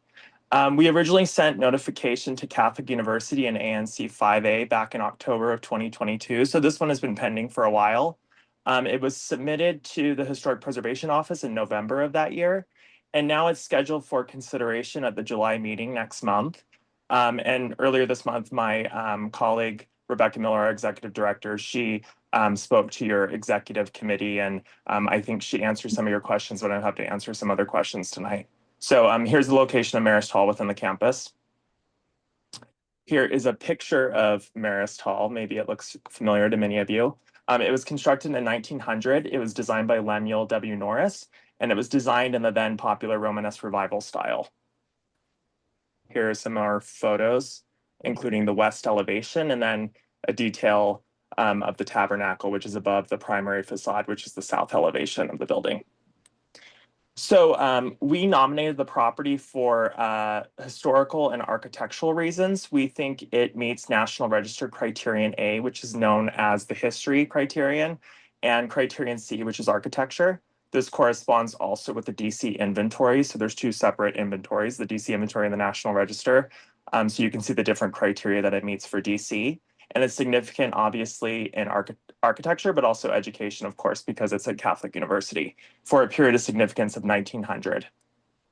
Zach, hold on 1 second. Did everyone's screen change right now? Can everyone still see the presentation, or is it just me? We can see it. We can see it. Okay, my screen changed. Okay, thanks. So just some brief history, because I know it's been a long meeting so far, but it was constructed for the Society of Mary, also the Marist Fathers, back in 1900. They were originally at Brooks Mansion over across the Red Line, and then they needed to have an actual home for themselves. So they constructed this building, and they were the second order to affiliate actually with Catholic University. So it was one of the first purpose-built seminary buildings in, quote unquote, Little Rome. The other building being Holy Cross College, which is now O'Boyle Hall at Catholic University. And at the time of its construction, there wasn't much around there. The only other buildings were CUA's Caldwell Hall, McMahon Hall, and then a building called Albert Hall, which has since been demolished. And then in 1975, Catholic University took over the building, and that's where Marist College became Marist Hall. Here's another picture of it. Obviously, I don't have this on the slide, but obviously since 2011, the building hasn't been used because of the earthquake. So it's sitting unused, but we think that it's a perfect rehab opportunity. And also, we just think it's historically significant as one of the first buildings on the campus. It fits into the overall landscape. But I'm sure we can address some of those questions and comments later. So that's everything I have for now, but obviously, I'm happy to answer questions. Madam Chair, I think it would be beneficial to have CUA present, and then we can do like a question. We'll say, okay, I'm directing this towards Zach or directing this towards Tom and Sherry. That way we get both presentations before, if that's okay with you. That's exactly what I was going to do, Commissioner. So please, I'd like the Catholic University group to be the next Thank you. event. Thank you very much, Commissioners. And we will move quickly through our presentation in the interest of time. My name's Sherry Rutherford. I'm here on behalf of the Catholic University. I'm joined tonight by my colleagues, Thomas Striegel, who is the Associate Vice President and Senior Director, Senior Director for Planning and Design Management, and the Associate University Architect. The University Architect and Associate Vice President, Deborah Nada Rodriguez, is not here with us tonight. She actually is attending a conference on behalf of the University of Nationwide University Architects on the West Coast. She otherwise would have been here. This work is extremely important to Deborah. As many of you know, she spent 30 years at the Smithsonian, where she shepherded historic preservation projects, for some of the most treasured resources of this country. So these issues are very important to Deborah. We also have Jonathan Mellon, who is our architectural historian, who joined our team very early on in our planning process and has been an invaluable resource to us. So with that, I'd like to really turn it over to Tom Striegel, who will walk us through the presentation and let you know the Catholic University's position on this building. Thank you. Okay, great. Can you see our slides now? Yes. Yes. Okay, great. Okay, thanks. At Catholic University, we're dedicated to advancing the dialogue between faith and reason. We seek to discover and impart truth through excellence in teaching and research, all in service to the church, the nation, and the world. Okay. Our our students in a wide variety of academic disciplines and scholars in all fields embrace both reason and faith as we apply the resources of Catholic intellectual tradition to help solve the problems of contemporary life and enrich culture around us. Our students uniquely benefit from learning outside our classrooms with service and engagement opportunities in ANC 5A and surrounding Brookland neighborhoods throughout Washington, D.C., the DMV, and across the nation and around the world. The legacy of Catholic University is closely associated with the history of Washington, D.C. and our Brookland neighborhood. Catholic University's commitment to thoughtful preservation and stewardship of our campus resources is deeply rooted in our Catholic tradition. Our campus resources are enjoyed by our university community and shared with our neighbors and guests. We have an open campus and all are welcome. But we recognize that we have important historic resources on campus and we're deeply committed to their care and preservation. Two examples of major historic preservation projects on our campus are the renovations of Father O'Connell Hall and Maloney Hall, which help form the Michigan Avenue public face of our campus. We're also committed to continued stewardship. Our investment in our new buildings purposely reflect the campus context and university values. We intentionally design our buildings to fit into this historic context. Additionally, on our West Campus, we recently completed a 25-acre solar array, which shows our commitment to sustainability and the environment. With that background, the matter we're here to discuss tonight is the Marist Hall landmark application, which was filed by the DC Preservation League in November 2022 without substantive consultation with the university. On October 14, 2022, a letter of intent to file the application was sent to the university, but addressed to whom it may concern. By the time it was directed to facilities leadership, we did not have reasonable time to review the issues, do our due diligence, develop a response, or engage with DCPL before the application was submitted to the DC Historic Preservation Office. We feel strongly that a broader conversation is necessary to reach fully informed conclusions with respect to the future of Marist Hall. The timing of this is particularly relevant as we've just started the planning process for our new campus plan, which will run from 2027 to 2042. Appropriate consideration of historic resources will be a key element of the plan as we update our current 2012 plan, which will expire in 2027. To that end, we've been working closely with the DC Historic Preservation Office to evaluate the historic merits of every building on campus with the intent to establish a historic district to recognize and ensure the protection of our most notable historic buildings. The Catholic University Historic District will not include Marist. The map to the left shows the boundary of the campus in 1939, showing the formation of the university during its first 50 years. As you can see from the arrow in red, Marist Hall is not within the historic core of campus and will not be included in the campus historic district. Marist Hall was not constructed by Catholic University and served no role in the university's establishment. We did not even acquire Marist Hall until the mid-1970s. So with that, we'd like to have our historic preservation consultant and expert, Jonathan Mellon, talk about the criteria that's required to designate a building as a landmark. So Jonathan? You're muted. Sorry about that. Thank you, Tom, and good evening, commissioners. It's good to see you all again. I know you've had a long evening, and Zachary did a very good job, as always, in discussing the historic landmark nomination. So I will be brief, but I did want to talk about National Criteria A, which discusses an association with events that have made a significant contribution to the broad patterns of our history. As Tom noted, Marist Hall was not part of Catholic University's campus. It was acquired in the 1970s, mid-1970s. The DCPL nomination makes the argument that given that it's part of Little Rome, that it is worthy of designation. However, in our analysis and with our discussions with the DC Preservation Office, we did not feel that on its own it warrants nomination or designation as a DC historic landmark, as there are several other more notable individual buildings throughout Little Rome. In addition, National Criteria C, which refers to a property that embodies the distinctive characteristics of a type, period, or method of construction. Now, Lemuel Norris, I think we all know, probably heard his name. He has designed a number of important buildings. However, a wiser person than me once said when I worked at the DC Historic Preservation Office that not all works of a master are a masterpiece.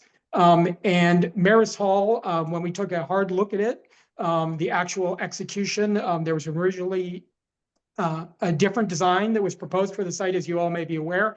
This was kind of the backup that they came up with. It is our determination that Marist Hall does not rise to the level of the work of a master under the national criteria. Next slide. Undoubtedly, the siting of Marist Hall is a prominent one. However, as we've said a few times already, it has no relationship to Catholic University. So trying to tie it into Catholic University, we do not feel is appropriate. In addition, during our site visits, including with the DC Historic Preservation Office, it's one of those buildings that is quite striking from a distance. However, when you look at the architecture up close, it's somewhat an uninspired execution of the Richardson Romanesque architectural style.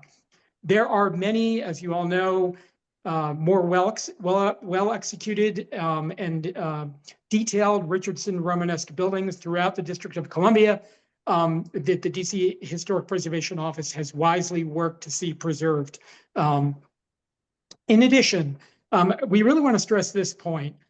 This is something I do a lot of work with the National Park Service on historic tax credit projects, and I've written a number of historic landmark nominations for the National Park Service.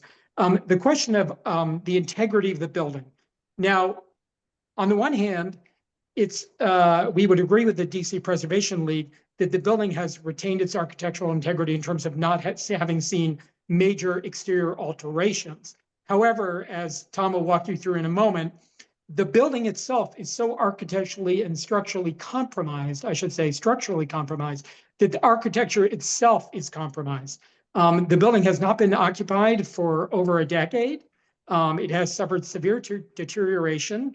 And as Thomas will walk you through in a moment, there is no assurance that any kind of restoration of this building would actually preserve the original historic character of the building. I think we all know, those of us who've lived in DC for many years, that DC kind of had a unfortunate reputation for facadectomies. You've probably seen a lot of them downtown where historic buildings were basically demolished and what was kept was just the facade. The DC HPO has moved far, far away from that. Those are not at all supported by staff or the Historic Preservation Review Board. Unfortunately, given the structural conditions of the building, it has lost, in my opinion, its architectural integrity, which is unfortunate, but it does happen. So for all of the noted reasons that I just walked you through, we do not believe that Marist Hall warrants designation as a DC historic landmark. And we're here to answer any questions. I'm going to let Tom keep going with the presentation. Thank you for your time. Thank you. I want to just be cognizant of the time because it's 8:36. I'm certainly not trying to cut you off. I want to make sure we have ample time for questions. Are you okay if we go to questions? Can I just flip through quickly a couple slides that they really elaborate on the structural conditions that Jonathan was talking about. So here you get a view of what the actual condition of the facade is. The cracks, it continues to bow and move. As he said, it's been empty for almost a decade. You can see the structural tie rods and anchor bolts that were installed as early as the 1930s. The building has been unstable that long. On the interior, there's bracing that's keeping the portions of the building from collapsing. Additional framing had to be put in the attic to support the roof. There's cracks that run through major interior structural walls. In the basement, as part of our investigations, we did a test pit, And you can see that it's on expansive soil that's not supporting the building well. The water fluctuates up and down in this from dry to, overlapping the basement slab.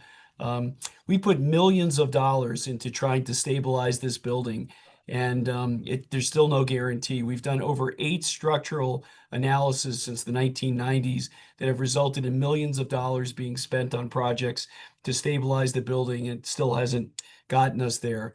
So again, this is just summarizing, I think, where we were. After thoughtful consideration, we're really asking for ANC 5A support for our opposition to DCPL's Marist Hall application, but we look forward to being good neighbors and good stewards for our important historic properties on our campus. So with that, I think we can take questions. And Commissioner, I would just like to Sure. make one more comment. We heard some very specific comments at your executive committee meeting, and we have submitted a supplemental submission to answer questions about a summary of those structural reports has been provided to the commission, as well as the details that Jonathan reviewed with you about why we do not believe it meets the criteria for our landmark designation.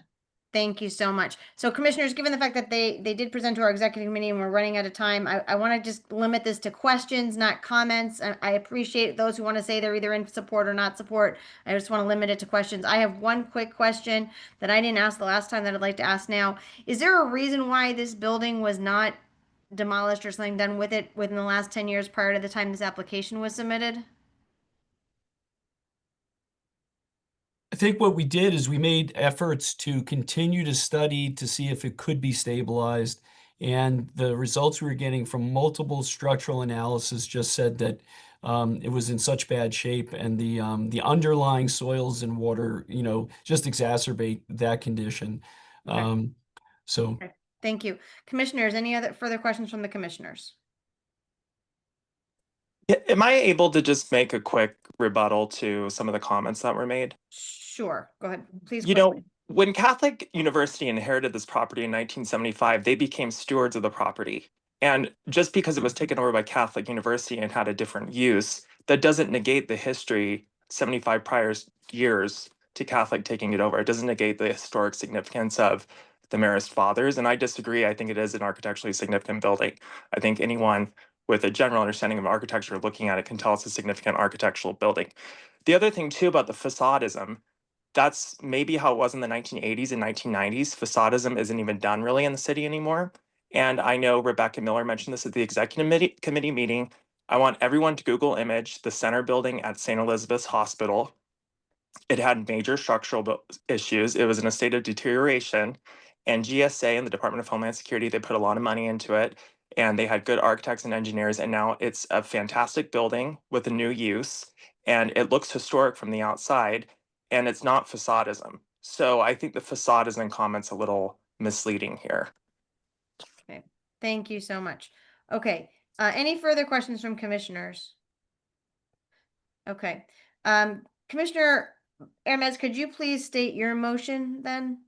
Yeah, I would say considering that, I mean, the community that I've talked to, looking up the history of Little Rome, it just objectively, no one has ever considered Marist Hall to be part of Little Rome's history and the structural significance. I would support a letter of opposition to this designation. With that being said, I would encourage Catholic to work with DCPL on this historic district that they want to do, just because we're having a war right now. You should really look to work with them, use them as a resource, and not, let this be bad blood for the future. I second the motion. If I may, Madam Chair, please. 1 minute, please. So commissioners, we have a motion on the floor and made by Commissioner Hermes, a second by Commissioner Alston. Is there comment? Commissioner Thomas? Yeah, thank you very much again. This project, and I stated at the executive meeting where I went to school at, they had the same problem. We had 6 buildings like this. And I graduated from college in 1976, and they're still trying to raise money for this historical preservation. And it's been a drain on alumni and the university. The community, there's no community because it's in the country, okay? The nearest house is far from each other. So this, I understand what Catholic University is going through. Trust me, I understand. with Kathy, and I'm glad they brought this to our attention. And I'm going to support my colleague on this. One thing I want to say is that Commissioner we have Thomas, to I'm keep sorry, in I asked mind. to limit, No, I am. Mr. Thomas. I'm keep in mind that the Office of Historical Preservation work for the citizens of the District of Columbia. So we have to keep that in mind. Thank you. Thank you. I did ask to limit it to questions and not comments, so thank you in the interest of time. Commissioner Alston, I see you have your hand raised, and then that'll be the last comment or question. Oh, my hand. Oh, I just wanted to let you know that we did have a meeting yesterday and we voted that we would support Commissioner Hernandez. Jack. I just want to make sure people understand that single member district meetings are not the same as commission meetings, and so they're not actually votes taken at single member district meetings. Commissioner Washington, former Commissioner Washington, and that's the last comment. That's what I was going to refer to because of the SMD meeting they had last night and voted in support of with Catholic University. And that was what I wanted to say tonight, that was not a formal vote as it related to that. Thank you. And nobody ever claimed it was. That's the best part. So maybe if we just Commissioner listened, former Emmons, Commissioner Washington. Commissioner Emmons, let's leave this alone. Thank you. Thank you. Okay, commissioners, you have the motion on the floor. We'll call for a vote. All in favor, say aye. Aye. All opposed, say no. Any abstentions? Okay, thank you. The motion passes. Thank you so much to Thank you, everybody. commissioners. Thank you Thank so you, much, Zach. everyone. Thank you, Catholic. Thank you very much for your time. We really do appreciate it. Okay, so moving on. Commissioner Holloway, did you want to say something quickly about the project, the BZA case coming up at Hawaii Avenue?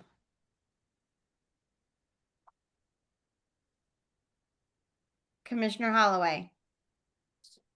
It looks like he left the meeting. He's on here twice, actually. Commissioner Holloway. He hasn't left. He hasn't left. He's on here. Okay, Commissioner Holloway is the last chance. I'm going to ask you. You asked to put this on the agenda, and you sent information about this earlier today, I think.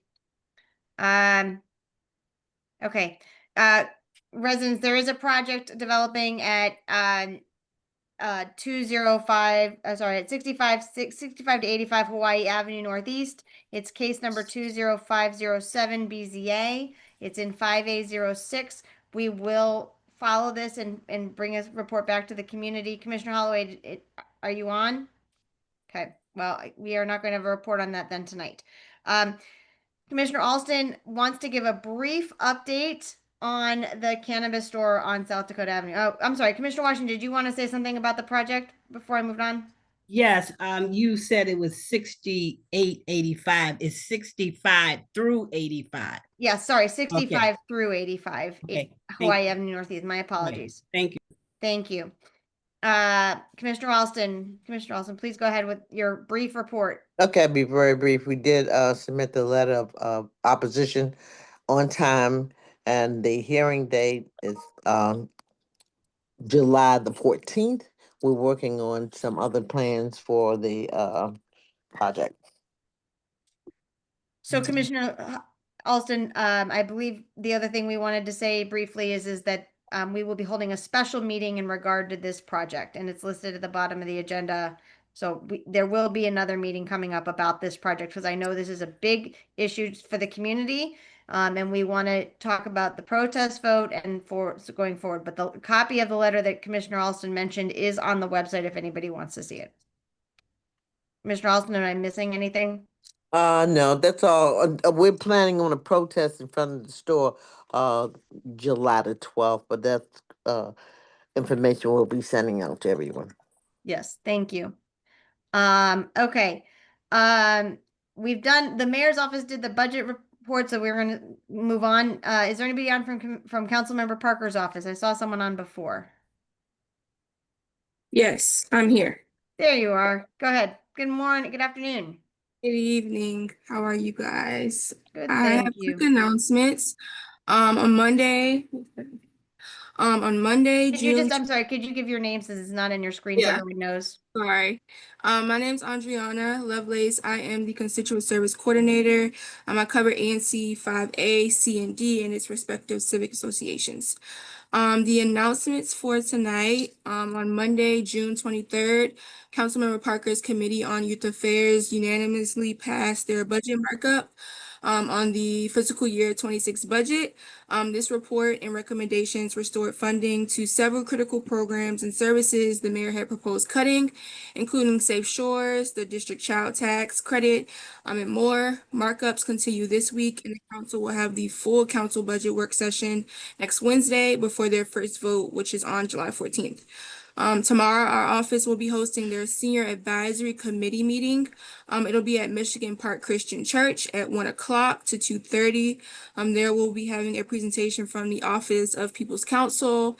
PEPCO and DC Water will be tabling, and we'll also have a raffle. Lastly, the South Dakota Avenue and Corridor Safety Study. Their next community meeting with DDOT will be on July 9th. That is virtual, and July 12th in person. The July 9th meeting is at 6 p.m. The July 12th meeting will be at 10 a.m. At Sojourner Truth School, and details for registration will be in our newsletter this Friday. That's all I have. And if you have any questions or comments, I'm happy to answer. Commissioners, any questions for the council member's office? Yeah, Commissioner okay. Hermes, yes, go ahead. Hand raised. Commissioner Holloway, you go ahead. So, I want to make sure that we go back to what I had on the agenda. Commissioner Holloway, we will. Thank you very much. All right, thank you. Thank you. Go ahead, Commissioner Hermes, go ahead. Thank you. I just want to, I guess, reiterate what I said to the mayor's representative, which is with that child tax credit and baby bonds program, which Councilmember Parker's been fighting for. Those are really of the utmost importance for me and my constituents. So really encourage him to keep pushing as hard as possible and to reach out to me or to anyone at ANC 5A in any way that we can support this. It's very, very important that we're investing in people having children and building strong families because that's their future. Gotcha. I'll pass the message along.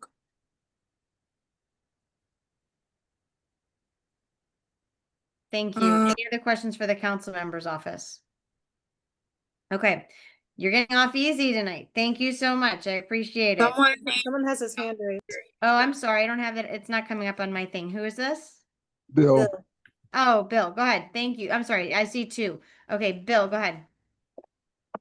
Okay, Councilmember Parker's predecessor, what's his Councilmember McDuffie supported the community strongly, and we were fighting the liquor store.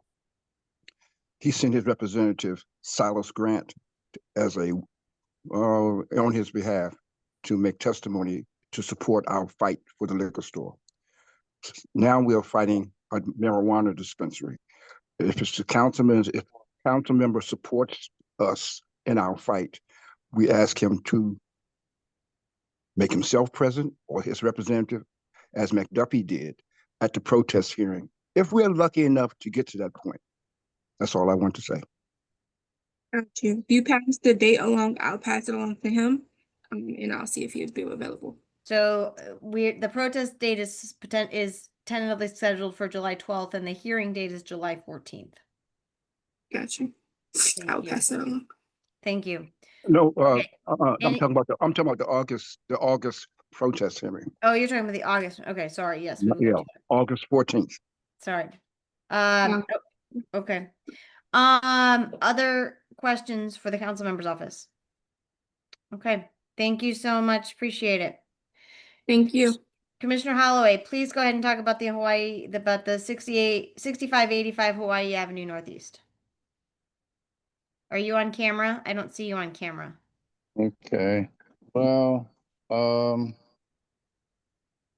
I had to switch different. I was on my desktop. I had to switch, but apologize for not being able to face and see everybody, but I don't have a problem with it. I know it's not mandatory, but I don't have a problem with showing beautiful God's blessing and his masterpiece, and that's me. Now, we went through this a couple years ago, Chair Lucio, where we had over 9 buildings that was being redone, 2 on Webster and the others on Hawaii Avenue. I've actually had to close down one of those buildings because they had mold in it, and the young man and his wife, who were Latin, Hispanic heritage, I just told them they couldn't stay anymore. So now we got a gentleman. I sent out everything to everybody. Well, the most of y'all, maybe I don't know who didn't get it, but I sent it out from the gentleman, Mr. Kenneth Brown. He's the one taking over for Mr. Mark Millar, who started this project. It's a beautiful thing. We need to get these buildings done where people can live affordably. And he also give me, I sent everything to everyone that he's gonna keep the same wages, whatever you were paying, you're gonna have the same thing. I have a proclamation that says that it's gonna be within the like 6-month year aspect to say that if things go up, then they're gonna work with us. If rent and all that business goes up, they're gonna work with us. So I think it's a great project. I think it would lift up Hawaii Avenue, make it look better. They're asking for, if you go and look into what I sent to everyone's email, if you look at it, they're talking about making 5 more units or 6 more units. As a matter of fact, it's 6 more units, but I just want to be neat. And my parking is the biggest issue for me. Thank Because you. okay, any questions, you guys can go. Commissioner Holloway, just one question. So are you planning to have them come do a presentation to the ANC in the near future that explains the project and shows us schematics and things? Well, we are here. September meeting. Wait a minute. I got some more people here. Kenneth Brown, I'm Yes, here. sir. and Hey, Michael there's Cross Mr. is here. Brown. Oh, okay. Thank Hold you, on. Mr. Hold on. Brown.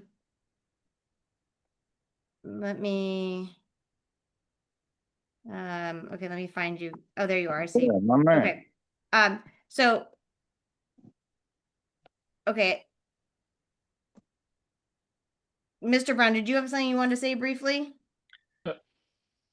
Mr. Brown, if you may, sorry, Michael Cross here. I'm Mr. Brown's architect. I'm joined here by Garima Gupta. She has a presentation that she can show if you have Okay, time and we're the running ability. unfortunately, we are running very tight on time, but I'm happy to do it unless you think we can, and I appreciate you guys being patient and staying on. So Can you guys hear me? Commissioner Holloway, yes. What is your desire? Okay, so this is my desire.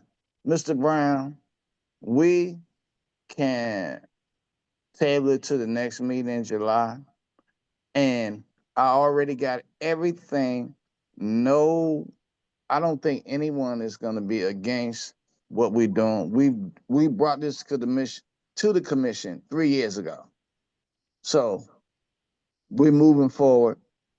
And I appreciate everything, and I've sent out everything to all the commissioners, and who, for the most part, they got the whole plan. So we know what we're doing. So if there's anything that you want to present to the commission tonight, because you on my dime, and you get a chance to say what it is, and I would love for you to say that on behalf of Mr. Kenneth Brown, because I've already spoke to him. Commissioner Holloway, quick question. Are you planning to have them come to your single member district meeting in the next couple months? Hey, look, listen. This is a simple yes or no question. No. You don't give me simple yes or no. Excuse me.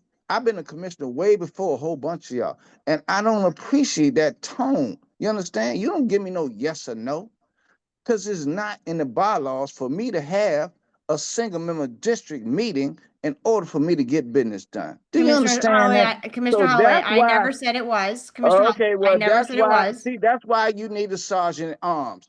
to check you on stuff that you say. So Commissioner now, Holloway, let's I'm gonna, move I'm gonna, forward. I'm gonna, Let's move forward. Let's move forward. Let's move forward. I yes, have Commissioner my Holloway, all I people. just was asking whether My you people were or are on not. the agenda. So no, don't check me about no single member district meeting. My people are on the agenda, and let them say what they're gonna say. And if you don't want to hear them tonight, then you hear I them. didn't say that. Commissioner Holloway, I did not say that in the least. All I was doing was Oh, damn. asking, Well, and I was trying to don't make be sure, telling me. Commissioner Holloway, just let me finish for a minute, please. I'm just making sure, Hey. asking if you are. If you are, that's fine. If you're not, that's fine too. Trying to plan what our future strategy with this is going to be. I want to give one other person who's got a hand raised a minute to say, but if in the interest of time, if it would be okay if we defer this to the September meeting, that would be much appreciated. Is there any objection to that? I believe our hearing is in September, so Okay, we so would be looking to meet in advance. Again, we've got very brief comments. Happy okay, to so present. okay, so we'll do No, it at yeah, the we can add it to the special meeting in July if Why if can't there's they not, make a couple brief statements now? that's I fine. don't. That's fine too. That is fine too. So that's fine. If all commissioners are okay with that, we're gonna just run over. So do any commissioners have issue with running over a few minutes so they can allow them time since they've been waiting? No. Okay, thank you so much. Okay, so Mr. Brown and Mr. Cross, please go ahead. Yeah, I'm actually going to turn it over to Ms. Gupta.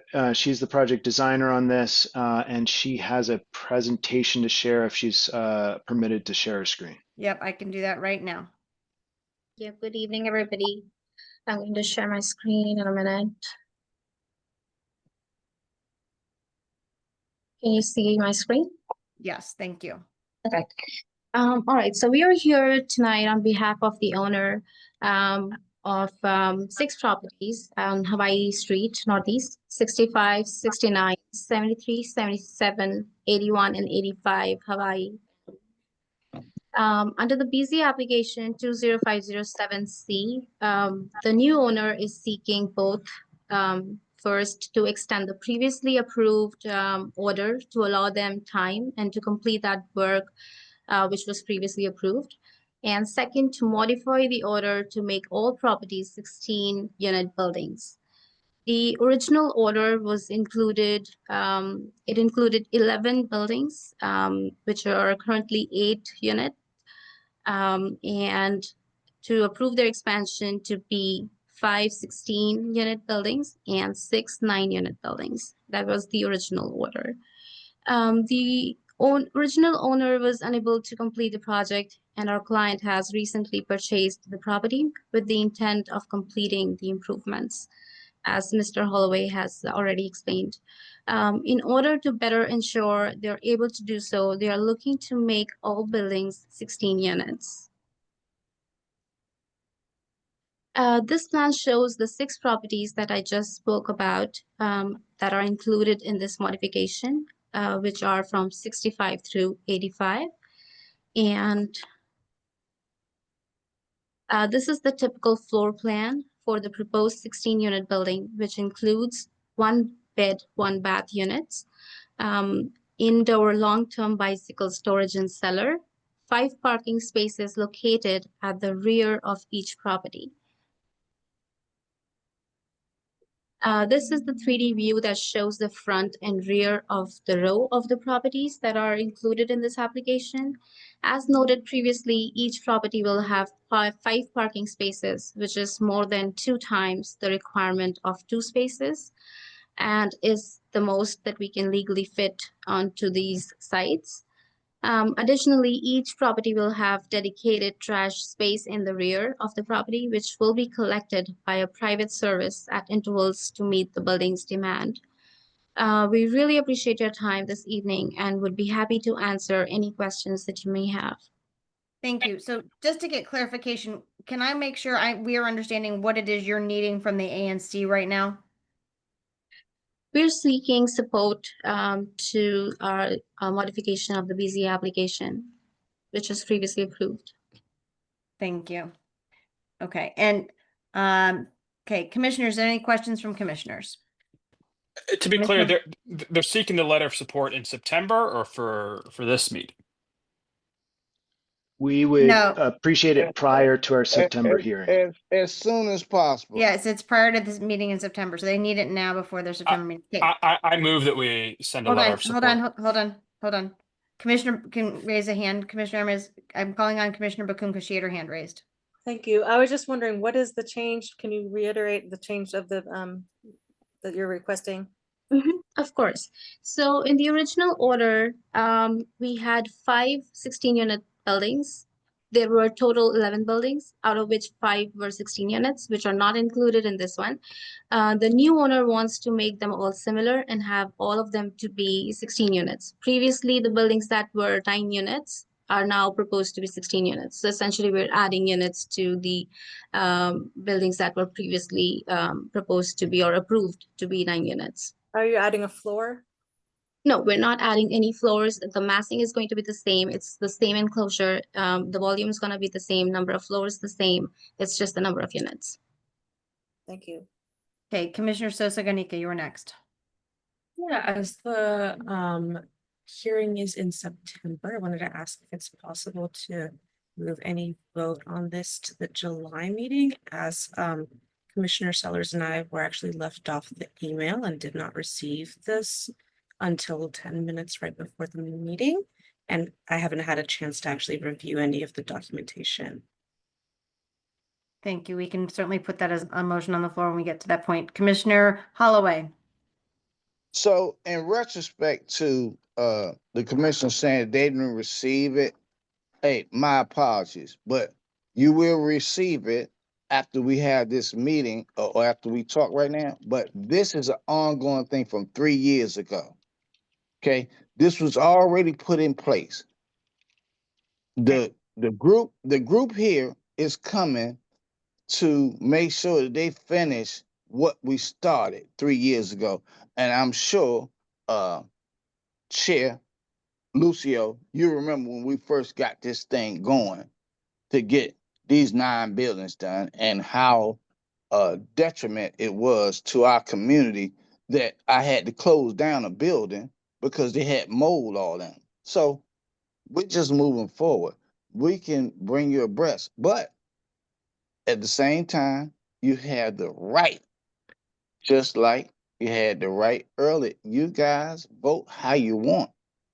I just want to get people, and I sent out to everyone, and I'm sorry that you didn't get it, but I don't have your information because I haven't connected with you. But yet, you know, that's a whole nother ball game. But I haven't connected with you. But now you're saying, well, I didn't get it, and that's fine. But we're gonna make sure that you get it. But you know, if anybody wouldn't be in Okay, favor of Commissioner Holloway, I want to affordable make sure housing, we let get me to finish. everyone's comments. We need to, you know, we're gonna be in favor of affordable housing. Okay, that's Yes. all I'm saying. Commissioner And Holloway, I don't think anybody in this call is opposed to affordable housing. I just think everybody, as always, with any project within this community, wants to make sure it's done correctly. It's done with the community's input, and everyone is aware of all the steps in the process. So I'm going to go in okay, order. why do First, you? hold on. First, I'm going to go to Commissioner Amez. Then I'm going to go to former Commissioner Washington. Then I'm going to go to Carmen. And I'm sorry, No. Commissioner Holloway. I need my time to say what I'm saying. You think you get to do that over me? Come on now.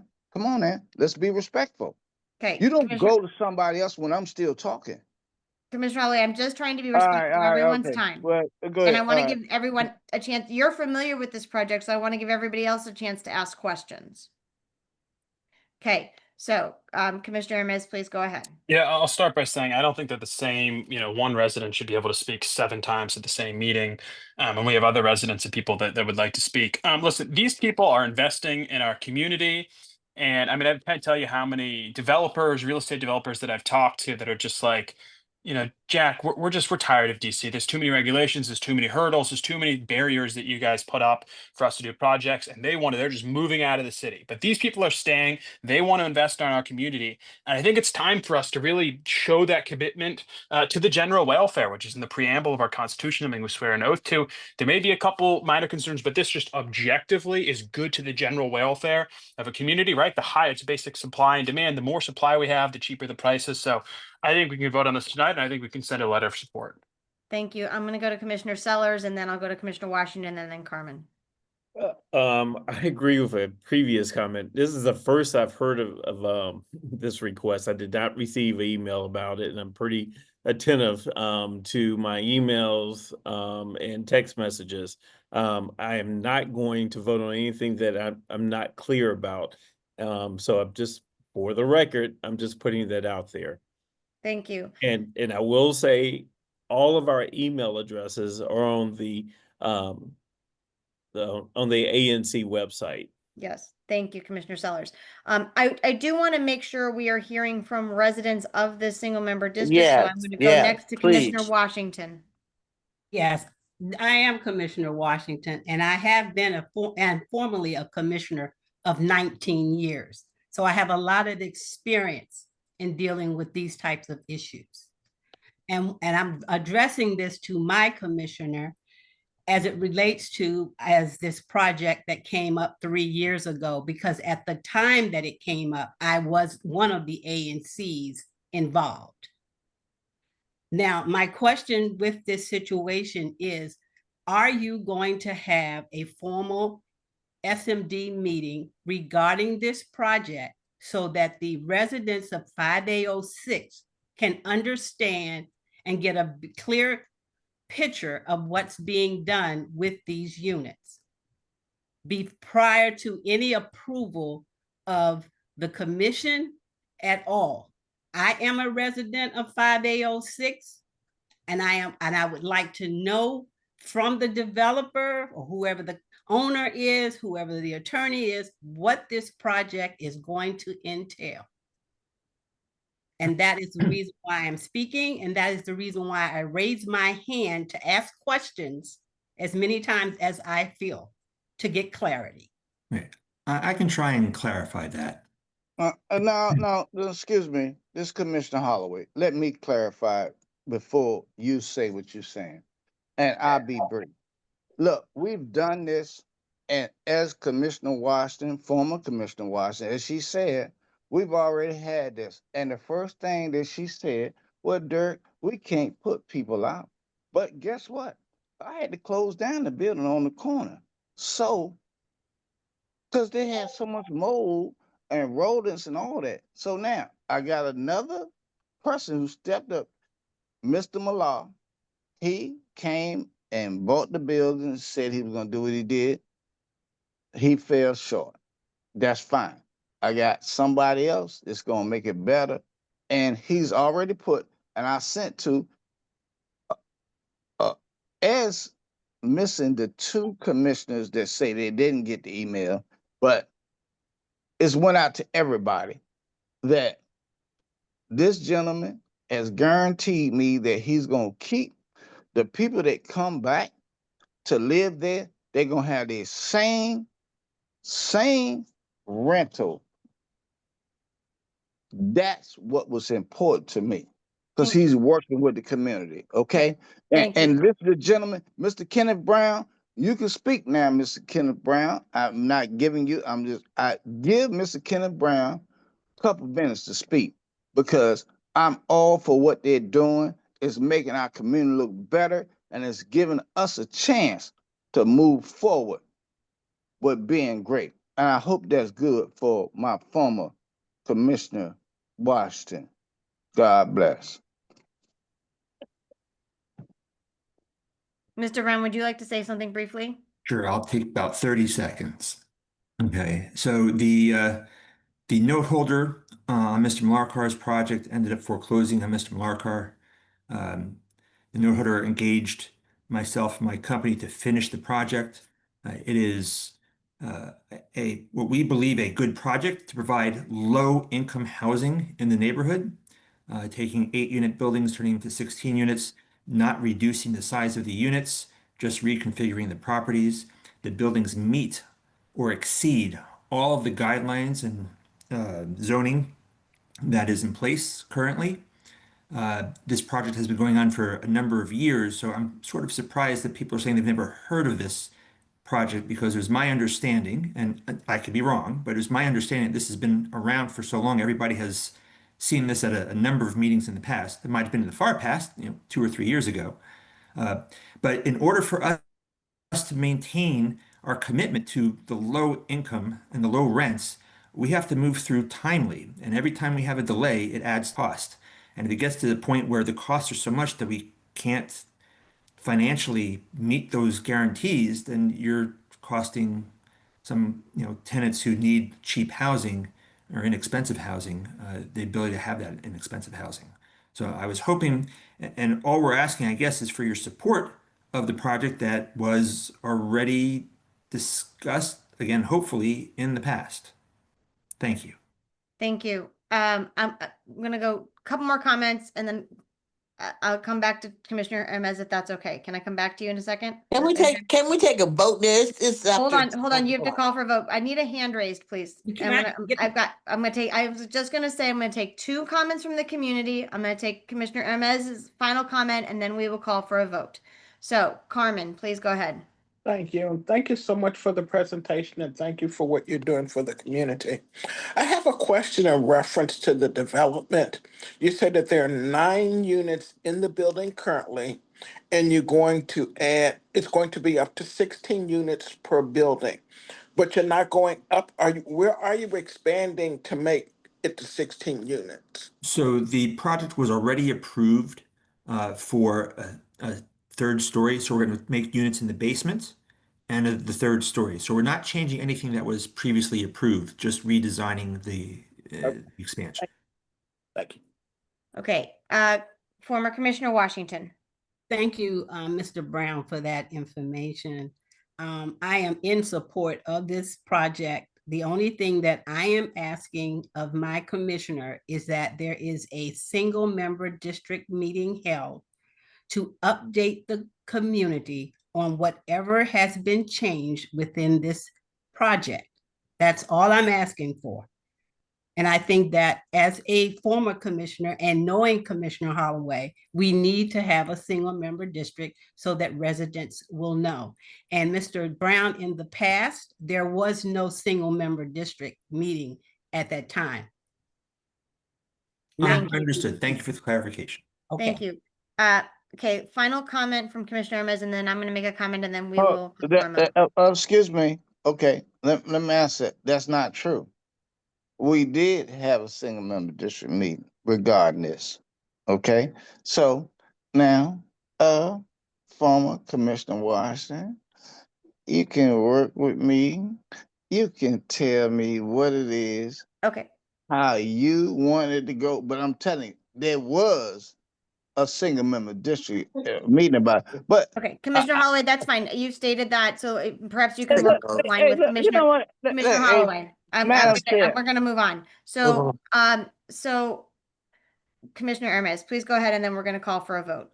Yeah, again, just the more time we drag this on, exactly like Mr. Brown said, it's just going to become more costly. There's going to be a decreased chance of lower rates, all that. And the second big thing here is this is like, we're not looking at the Boydstown development. This is not like some major unapproved construction project. They just want to add on a couple additional residences on something that's already approved. I mean, it just, at this point, it's like, I cannot even imagine being a developer and having to put up with some of this stuff. It's like, guys, they're doing us a gift by coming to us, just letting us know if we want to hold a single member district meeting, we should do that, inform the community. But they really don't have to come to us with a lot of this stuff. So I thank you, and we really need to support this project. I appreciate that.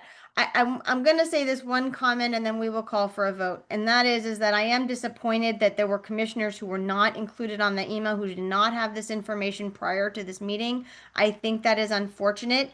I think it puts those commissioners at a disadvantage in this vote. And so I urge us to consider that as we vote for what the next steps are, because we could conceivably ask them to come to our special meeting in July if people felt that that was acceptable. So I just want to make that comment. So now, having said that, Commissioner Holloway, could you please state your motion for this project, please?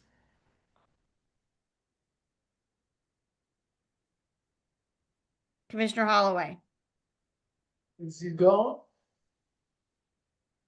Holloway, where are you? I said I'm move forward with us making Hawaii Avenue and Webster Street where we already established this. So let me just, so if I'm understanding correctly, your motion is in support of BZA case 20507 for 6585 Hawaii Avenue Northeast. Is that your motion? That's exactly right, Counselor. Thank you. Second. Okay, all in favor. Second from Jack Hermes. Thank you. So motion made by Commissioner Holloway, seconded by Commissioner Hermes. All in favor? Aye. Aye. Aye. Aye. Okay, so hold on. So we have an in favor from Commissioner Hermes, Commissioner Alston, Commissioner Bakum, and Commissioner Thomas. Is that correct? Wait a minute, wait a minute. Yes, No, yes. you gotta add me. And Wait a Commissioner minute. Holloway. I understand that. Okay. Thank And you. opposed or abstentions? Abstain. Okay, we have Who- 2 abstentions who from Commissioner abstained? Sellers and Commissioner Sosa Garnica. Oh, yeah, Okay. yeah. All right. Thank you all very much. Commissioner Holloway, if you want to draft the letter of support and send it to me, I will sign it and put it on our letterhead and make it official. But if you want to send the letter to me, I will go ahead and do that. Thank you very much for your time. Thank you. Appreciate the Mr. support. Brown, if you're interested in assisting with that, feel free and working with Commissioner Holloway to get that letter together in terms of being specific about the details you want and then getting that to me. I'm happy to sign that. Thank you very much. I'll do. Thank you. Okay. Okay, commissioners, we are running past time. I want to give time quickly to Commissioner Bakum. She had asked to add an item on the agenda. Thank you. Yes, I just wanted to let everyone know that on Saturday morning at 8:30, there's going to be a cleanup day and opportunity to present input into a park design on the corner of Riggs Road and South Dakota Avenue. And Commissioner Sellers, do you want to add anything to that? Yes, in addition to that, we're going to be placing mulch around the trees in that park that's going to be developed there on the corner of Riggs and South Dakota Avenue.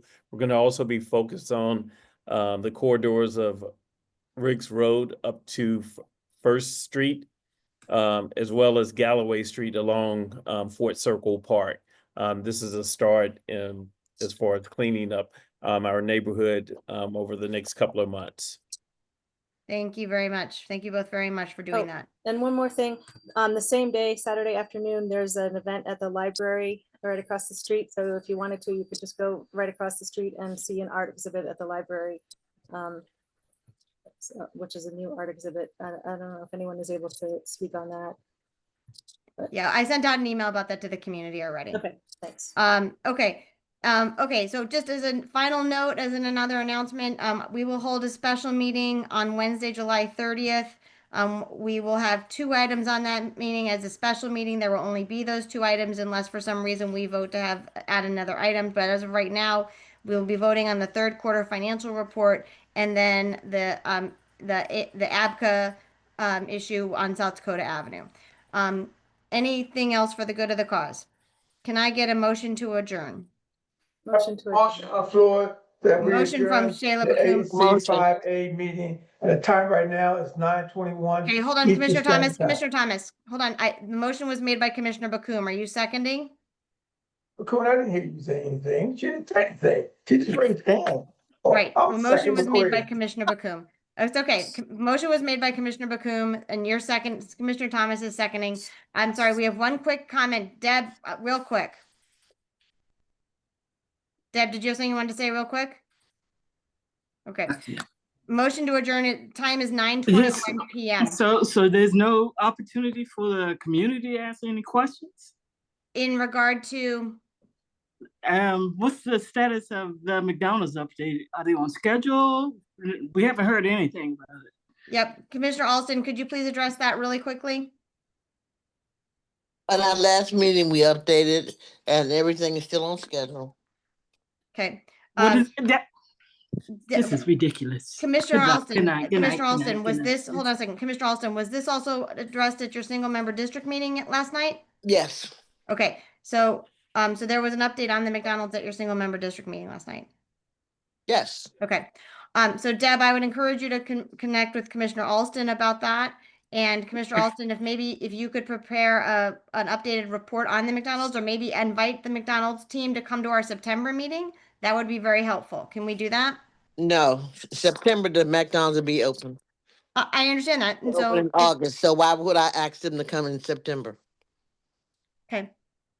So do you want to ask them to come to our special meeting in July? Not really. Well, Commissioner Alston, I think the community is asking for an update, and so it's not a problem if we want to invite them.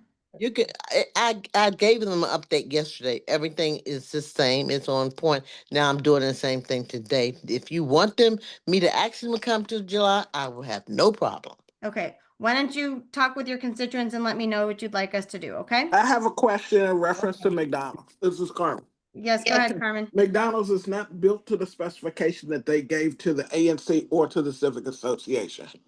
Thank you. Okay, And Commissioner nothing was Alston. discussed yesterday about it, so Okay, it's Commissioner not Alston, true.